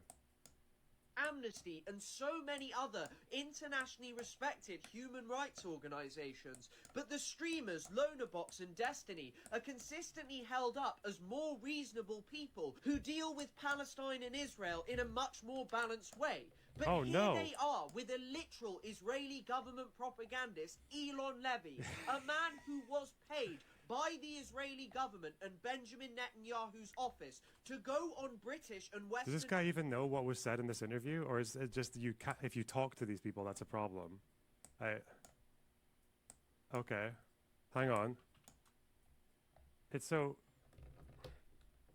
The thing is that even if you... Let's say you watch the interview of me with this guy, right? If you watched this interview with me with Elon Levy, you'd probably think I was being, like, quite soft on him. That wasn't my purpose of going to Israel. I was soft on everyone. Basically, my rule was, if I don't agree with something, I'm going to push back, let them respond, maybe give one more pushback if I feel like it's really obvious. And then that's it. Just move on. And usually just, like, let them say things, because what the plan was that I want to take this, because there's so much footage, if I want to make a documentary or make a particular video about one specific issue, whether it's settlers or propaganda or about Hamas or Gaza or anything else, then I want to get like a few key sections, and then I want to voice over, and if someone is like lying to me or saying this or that, I'm probably going to voice over and correct it, like, or to say why I think this is wrong. Like, that's basically been my purpose for this. But these guys don't give... These guys don't... So was the interview released with the voiceover, or was a softball interview released? Like, okay, if you're just going to get footage of a guy saying, like, propaganda, genocidal propaganda, that's fine. If you are going to if you're going to release it with you correcting everything that he said, like, that's basically what I'm doing right now, right? Like, I'm repeating footage of Ethan Klein and Lonerbox saying basically genocidal propaganda, but I am critiquing it. So that's great if Lonerbox had this guy say genocidal propaganda, and then he was able to go over after it and explain why it's wrong. But he's like, I did this with the purpose of doing a voiceover. That's why it was a softball interview. So did you release the voiceover or did you release a softball interview? Like, I think he's going to play the interview right now. The slightest shit about any of that. It's just, oh, you took a picture. You're in a picture with a guy. Oh, yeah. Hasan Piker fancies himself as an ally of the transgender people. Why then is he here laughing with transphobic propagandist Christian Walker? And a debate also where Hasan got absolutely fucking annihilated, by the way, where he made such a fool out of himself and then got called out by a trans person afterwards and told him that he wanted his life to be fucking miserable forever. Some like trans boy or something. Yeah, like, come on. Come on. Wait, this, like, you're literally saying you did a softball interview with Elon Levy, and this is a debate that Hasan did with Christian Walker. Like, a debate very specifically to push back against Christian Walker's ideas.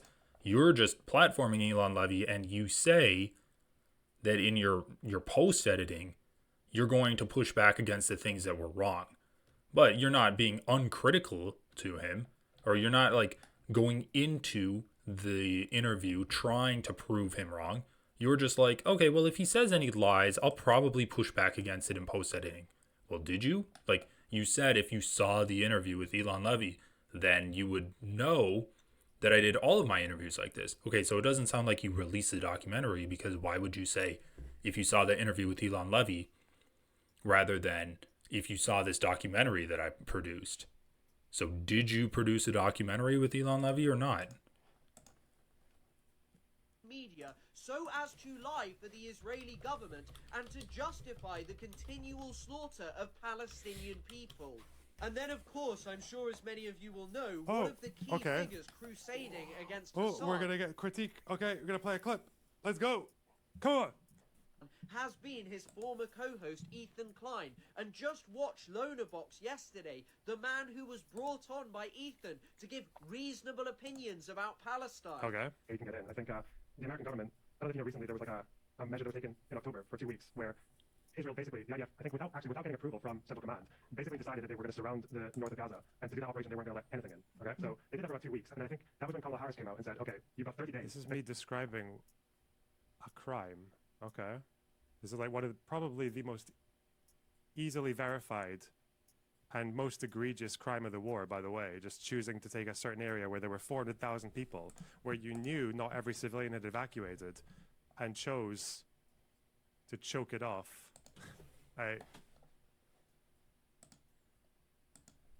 When they were short on aid anyway, but okay. Otherwise, we're going to reconsider selling arms to Israel. We're going to reconsider our position on aid. And that's a pretty unprecedented thing for America to do. America doesn't talk about reconsidering arms to Israel very often. And then on the very next day, KOGAT, the Israeli aid distributor agency, basically posted a bunch of videos saying, look, there's a bunch of trucks going into Gaza. We got a bunch of trucks going in. So I think getting government pressure to Israel actually does go a long way. I think people like this are willing to say and do absolutely anything to justify Israel's crimes. Oh, he's upset. He's upset that I said it didn't have approval from the general staff. Why is he talking in all caps? Okay. Maybe? Look at the way he tries to claim, oh, it wasn't actually the Israeli government who decided to siege and starve northern Gaza, as if... Okay, wait, hang on.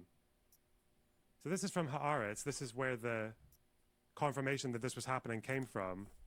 3 reserve soldiers in Gaza who spoke separately with Haaretz's Bar Peleg this week told him that it is their impression that the general's plan is being implemented in practice, even if the general staff and Southern Command haven't officially adopted it. Yeah, this is an example of the IDF doing a thing, even if it seems that their superiors, the general staff and Southern Command, did I say Central Command? It should have been Southern, anyway, haven't necessarily signed off on it. That doesn't stop it from being a crime. That doesn't stop people from being accountable. Okay. This guy, man. Mate. Bub. Where are you? What's your fucking problem, man? What's wrong with you? if Netanyahu and the others at the top don't know what's going on, and it's just being carried out by a few rogue commanders. And when you listen to what he's saying about how Israel... How is that justifying it if that's what happened? We don't know, mate. You don't know if Netanyahu knew that this was happening or not.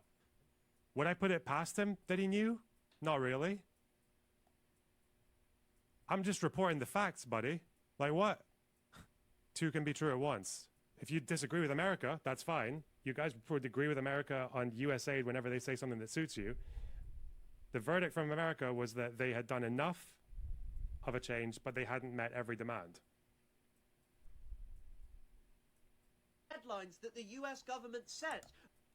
I mean, he's not mentioning the fact that the US put out very specific metrics, 350 trucks a day, in order for Israel to meet that, and Israel failed to meet that, and the US reneged on their letter. Like, that's kind of the biggest issue, right?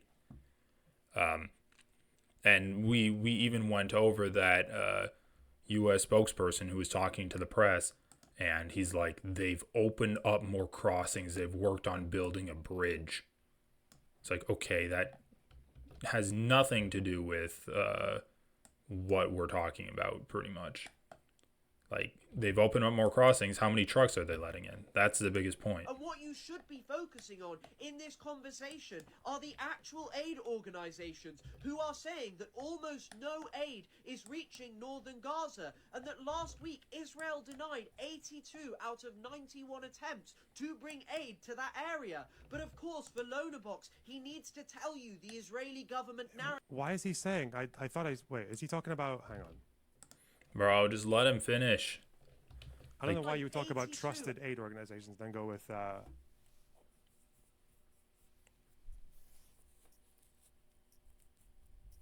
when we're talking about denying aid deliveries, this is the thing I don't get, is that people keep saying, there's a stat that keeps going around, which is 80 to 90% of aid attempts into Gaza is not being allowed. Even though, obviously, the disputed figure there is that Kogat, who is the Israeli body, who obviously no one trusts, will say that it's like 1.3 or 1.4% of aid trucks are being blocked. So there's a bit of a discrepancy there, 1.3% versus 80 or 90. So how do you solve that? Well, first of all, I don't understand how the 80 to 90 number would make sense. I don't even know, like, it comes from, there was one Norwegian aid organization, but they don't have a methodology that shows you where they got it from. But if they keep saying 500 to 600 trucks a day, even then you'll get clarifications on where that number comes from and why it's not exactly 500 to 600 aid trucks or food trucks. But if Israel was giving like an average to all of Gaza, I think something like 7. All right. Jesus Christ, why not just look up an article, you fucking moron? UN says nearly 100 Gaza aid trucks looted, the war's worst theft in terms of volume. United Nations officials don't specify who carried out the weekend ambush on humanitarian convoy. Hamas says it killed more than 20 gang members involved in looting. Nearly 100 trucks carrying food for Palestinians were violently looted on Saturday after entering Gaza in one of the worst aid losses during 13 months of war in the enclave, where hunger is deepening, two UN agencies told Reuters on Monday. The convoy transporting food provided by the UN agencies UNRWA and the World Food Program was instructed by Israel to depart at short notice via an unfamiliar route from Kerem Shalom border crossing, said Louise Waterridge. 98 of the 109 trucks in the convoy were raided, and some of the transporters were injured during the incident, she said, without detailing who carried out the ambush. This highlights the severity of access challenges of bringing aid into southern and central Gaza. The urgency of the crisis cannot be overstated. Without immediate intervention, severe food shortages are set to worsen, further endangering the lives of over 2 million people who depend on humanitarian aid to survive. UN spokesperson Stefan Dujarric said that there was severe damage to the trucks and in some cases total loss of cargo on the trucks, calling the incident the worst instance of looting in Gaza in terms of volume.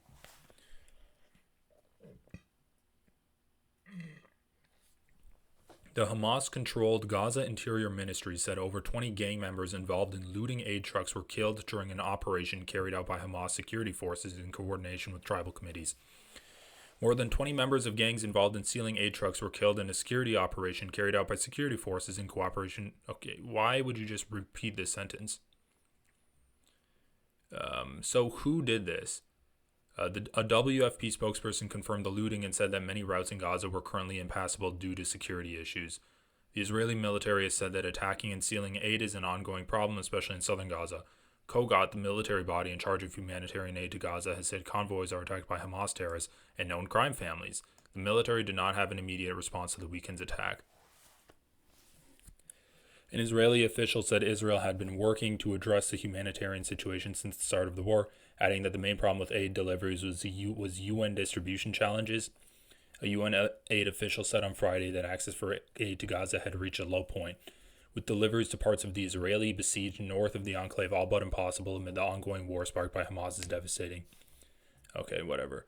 So, the aid is impossible due to the ongoing war. So basically, if Israel stopped the war, then that aid would go through.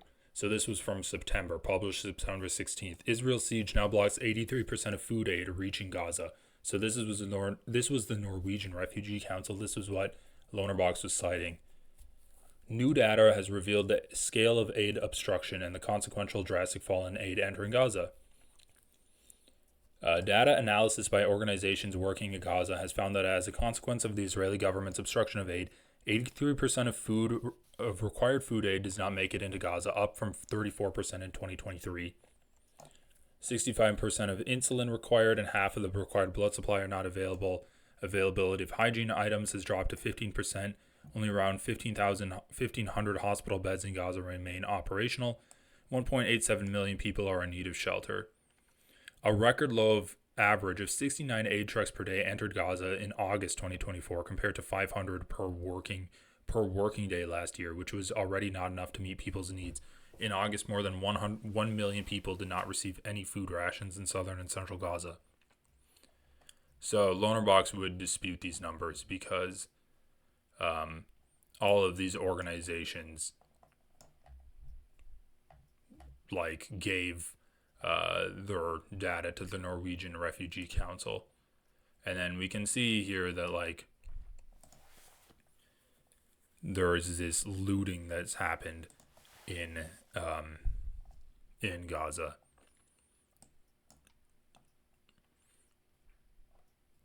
So let's see, what's the difference in the CNN article versus the Times of Israel article?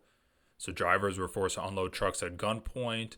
Israeli military reportedly told the convoy to depart at short notice via an alternate unfamiliar route.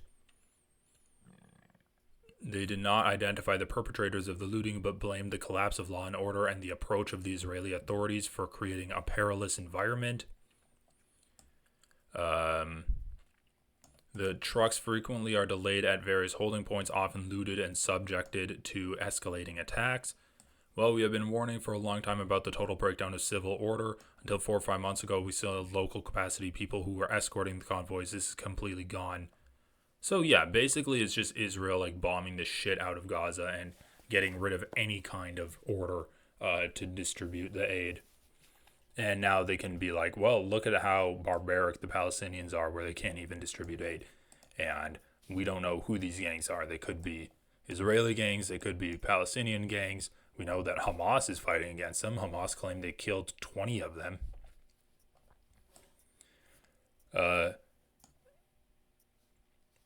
Yeah, he called the looting abhorrent and blamed it on the overall breakdown of security in Gaza, for which he said the IDF was partly to blame. Oh, the IDF is partly to blame for the breakdown in security in Gaza. Jesus Christ. What the fuck is wrong with the US spokespeople? They're just demons, dude.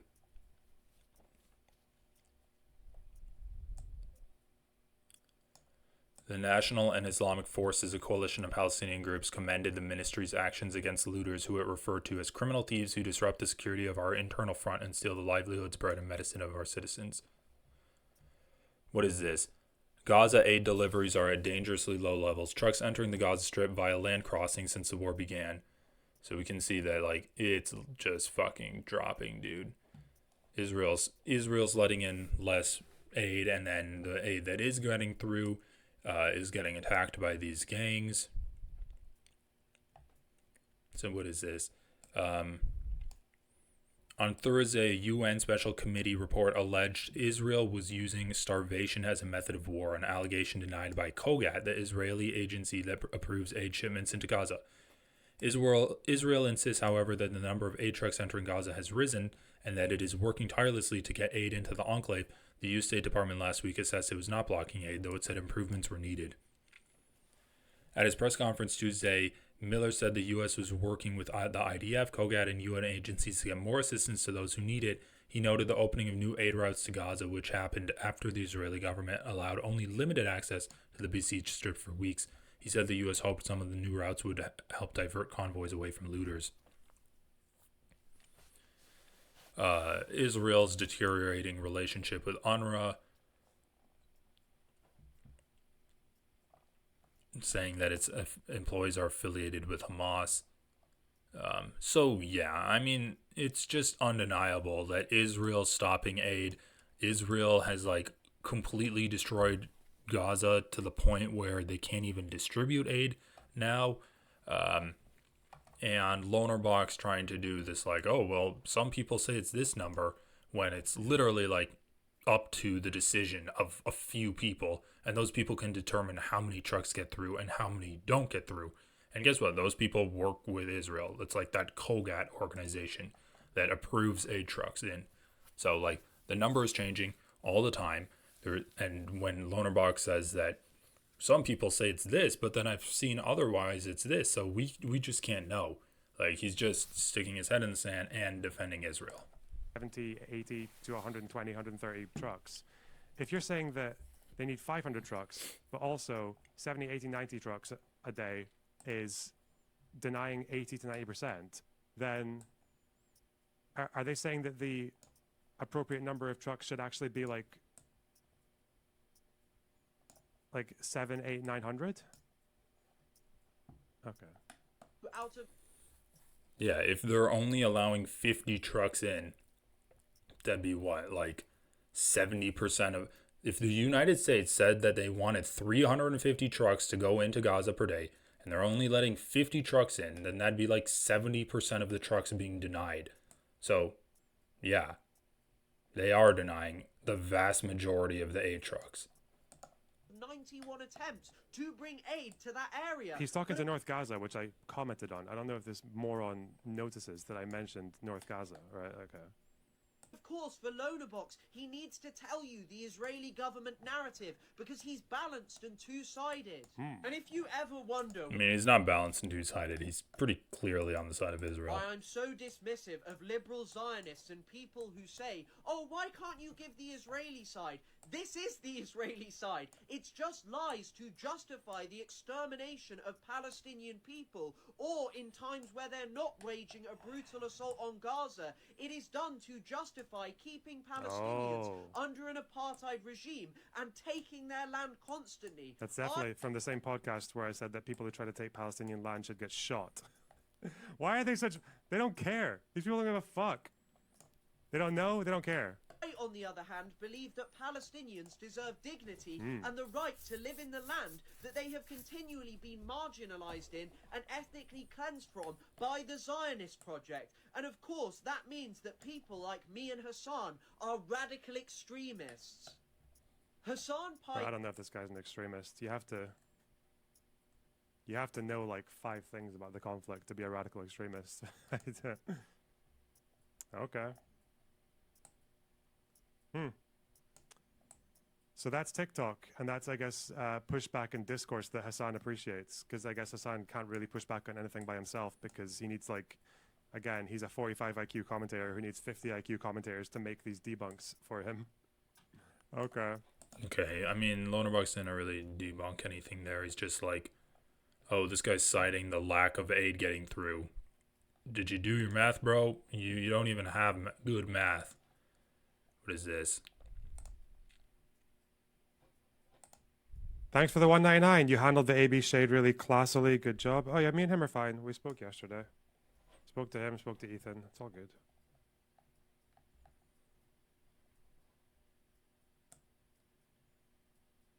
H3 thread about me, the Lonerbox situation. Interrupt for a sec before we move on from Mandela. It was my understanding that initially Mandela was Q&A? What's the...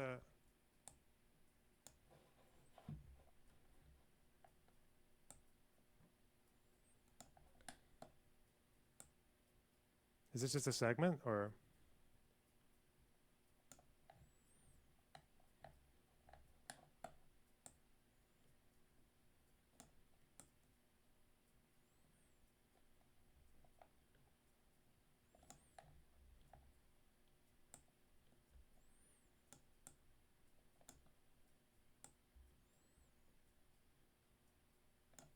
Whose video is this? It's like an anarchist, Hasanarchy. interrupt for a sec before we move.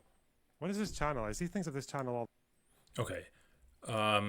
Let's just watch this channel, and then maybe we can Interrupt get into... for a sec before we move on from Mandela. It was my understanding that initially Maybe we can get into Lonerbox's reaction to it. I'm just going to skip through all of this since we just watched it and get to this guy's analysis. I asked this guy if he wanted to talk to me, like the guy who made this video, and he said no. Hopelessness or emotions or anything. Yeah, that's his entire thing. Lonerbox's appearance on the H3 podcast to discuss the Israel-Palestine conflict started as a chance to delve into complex issues, but turned into a rather tense conversation. Despite both sides seemingly being in agreement on key points, there was a noticeable friction that stemmed from differences in communication styles and underlying perceptions. As a political commentator, Lonerbox focuses on data, pragmatism, and achievable solutions.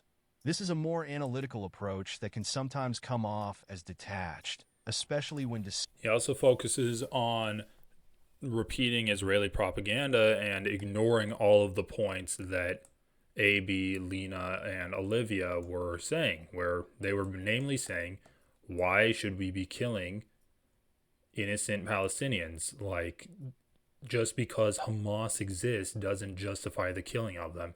And Lonerbox would say, oh, well, I think that we should send more aid to them. Like, you should focus on aid. And actually, it's the leftists in America that are not being consistent and targeted in their advocacy, and that's causing Israel to do genocide and get away with it. Like, we need to advocate harder. We need to advocate better. That's what he was saying. So he ignores their point altogether to try to just like grab any kind of scrap to defend Israel. Discussing emotional topics like this one. Additionally, Lonerbox is autistic, which may impact how he conveys empathy or connects emotionally. While this doesn't diminish his points, it can lead to misunderstandings, particularly with a group that approaches the subject more emotionally. A major source of disconnect is the... Yeah, so Lena, AB, and Olivia asking, well, how can we stop the killing of innocent citizens? That is going into the conversation emotionally, according to this fucker. Current trend where any criticism of Hamas or Palestinian actions can be seen as anti-Palestinian. Lonerbox, like many others, condemns Israel's actions, but also holds Hamas accountable.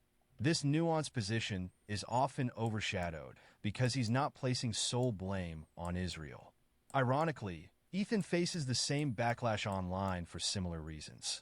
Another issue was the type of questions being asked. The crew often posed impossible or deeply philosophical questions, such as, what's the solution? Or is this right or wrong? Lonerbox never claimed to have these answers. His focus is on addressing what's practical, not providing grand solutions no one has. Finally, well, Lonerbox is saying we should keep killing innocent civilians because that's the only way we can get to Hamas, and we need to keep killing Hamas. That's what Lonerbox was saying. Is that practical? No. Is that realistic? No. In fact, the military already says that Hamas has been defanged, like Lonerbox said, even though in the 2 seconds later he said that it should be eliminated. The military already said that we cannot continue military activities against Hamas because we've achieved everything that we set out to achieve. There's nothing left for us to do. And then the crew is saying, well, should we keep killing these people? And Lonerbox said yes. So he's not being very pragmatic in that.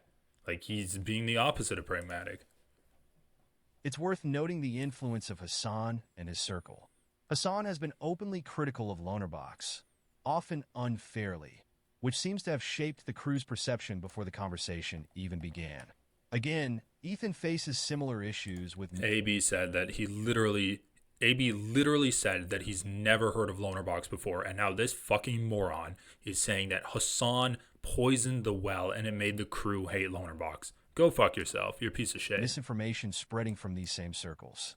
In conclusion, I believe this kind of disconnect is counterproductive and perpetuates the same cycle of misrepresentation that Ethan himself has often been a victim of. If we want to foster real understanding and progress, we need to approach conversations with open minds, willing to listen to...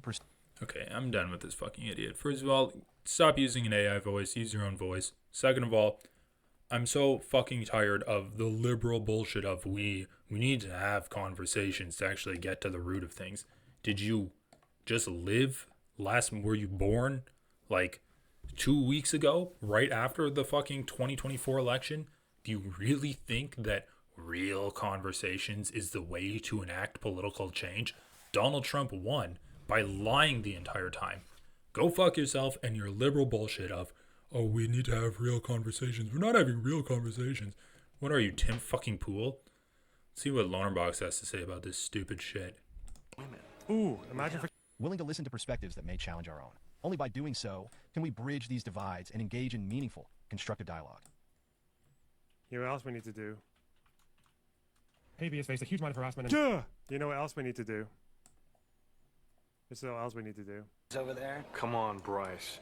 There are a lot more important problems than Sri Lanka to worry about. Like what? Well, we have to end apartheid for one, and slow down the nuclear arms race. True. Stop terrorism and Absolute facts. world hunger. Yeah. We have to provide food and shelter Oh. for the homeless. Yeah.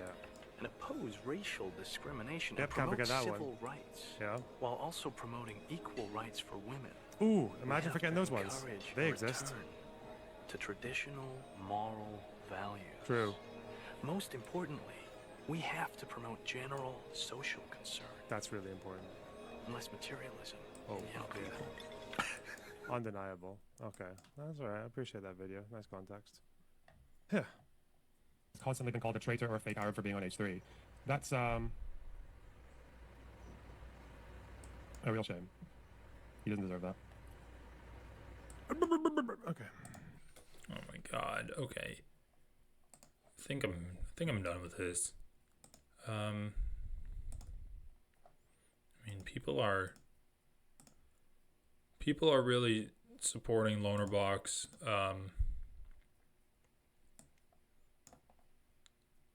Okay, while we're on this, let's just look at this. This is so dumb. Because Hasan has been covering me on his stream for 3 days now, all by the way of reactions to Bad Empanada videos. An open Hamas supporter who has openly lied about me and my family and everything else for years now, who has threatened to sue me with fake defamation cases, which is a bit of a waste of money. But anyway, over tweets. It's interesting though, because again, I don't mind Hasan talking about me. It's just that the double standard it's atrocious. What was Hasan's position again on going after smaller creators? Do you remember? Crazy. I just hate how Ethan is brigading smaller content creators like the deprogram because he couldn't get to you. It's fucking gross how he keeps picking smaller content creators that are just getting by, and he is sitting on his golden throne. Is just straight up harassment. I know he's just. I can't get over the fact that they. Who did he talk about there as small creators? He said the deprogram. So whenever Ethan responds to people like Frogan or anyone else, Hasan will always say, you're going after smaller creators. Like, how dare you go after small creators? Bro, first of all, if a small creator attacks you, you're allowed to respond. I think that's completely acceptable. But to have this double standard where apparently it's unacceptable for Ethan to do it, meanwhile, Hasan will just uncritically guzzle these ridiculous smear pieces against me.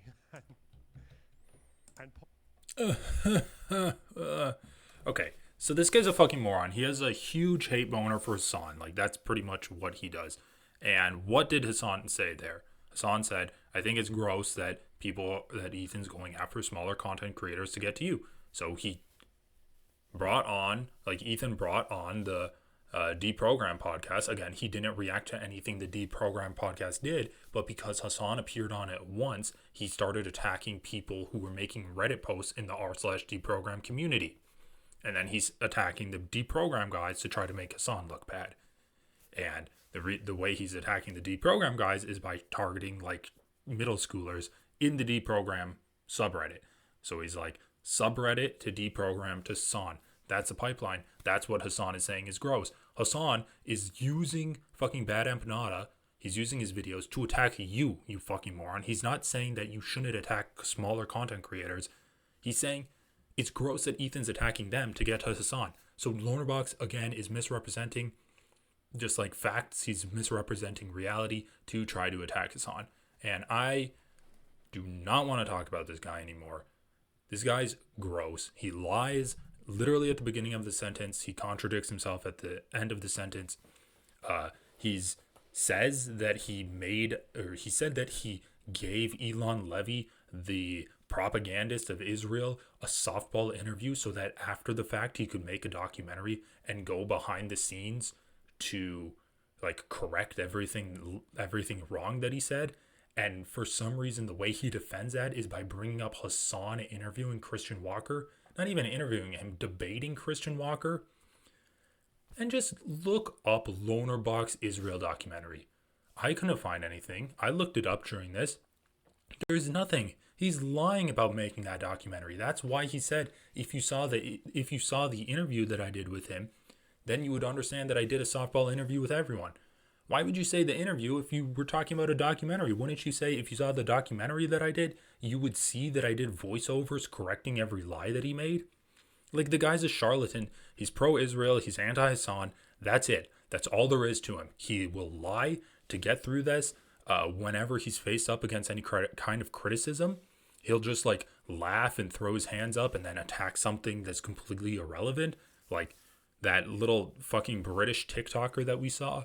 He's like, whoa, stop being so mad, bro. Oh, you say that Israel's not letting in aid. Well, your numbers don't make any sense. If you're saying that 80% of the aid is getting through, but then 50 trucks are getting through, then wouldn't that mean like they want 1,000 trucks to get through? It's like, yes, there should be 1,000 trucks getting through. I'm so done with him. He's a liar. He's a Zionist. He's a shill. And I really hope that I don't have to talk about him again. I mean, this was my first interaction with Lonerbox. It was my first exposure to him. I hadn't seen any of his content other than those Bad Empanada videos. And now I watch his content on Ethan, and just that interview with Ethan, like, he did a horrible job of being factual about anything. Like, he's literally just a Zionist lying to support Israel. And I'm not saying he's getting paid by Israel. He definitely had a paid trip to Israel. But Israel knows that he's going to do propaganda for them. That's why they flew him out to Israel. And there's a market for defending Israel right now. And even the way that he'll do, like, you should attack settlers, genocide is bad. That's still a defense for Israel because he's able to exist in this liberal Zionism bubble, the exact same bubble that Ethan's in, where he'll say that the genocide and the settlers are making Israel look bad, but Israel should still have an apartheid state. They should still be able to oppress Palestinians. And he'll even say that we need to get rid of Hamas so that we can have a third party come in and have Palestine like be a government for Palestine, essentially. So he's not advocating for Palestinian sovereignty. He's not advocating for Palestinian freedom. And even when AB says, well, from the river to the sea, Palestine will be free is a slogan that people say is anti-Semitic. He's like, yeah, it is anti-Semitic, you little fucking dumbass. You don't even know the Arabic version of it. Are you even Lebanese? Fucking idiot. Like, that's what he's doing. So he's like one of those Bobo dolls that you punch and he'll keep coming back up. Like, he'll take the punch, he'll take the hit. That, oh, genocide's bad. Whoop, comes back. But I don't think Palestinians should have sovereignty. Take the punch. oh, settlers are bad, but from the river to the sea is anti-Semitic. So yeah, he's just a wormhole lie, and he's just trying to like toe this line that he's created for himself. So anyway, I hope I'm done with this shit. I want to talk about Thanksgiving tomorrow, so stay tuned for that. That's gonna be a fun one. And I'll see you all later. Thanks for watching, everyone. Please like, comment, subscribe, do all that fun stuff, and have a great rest of your day.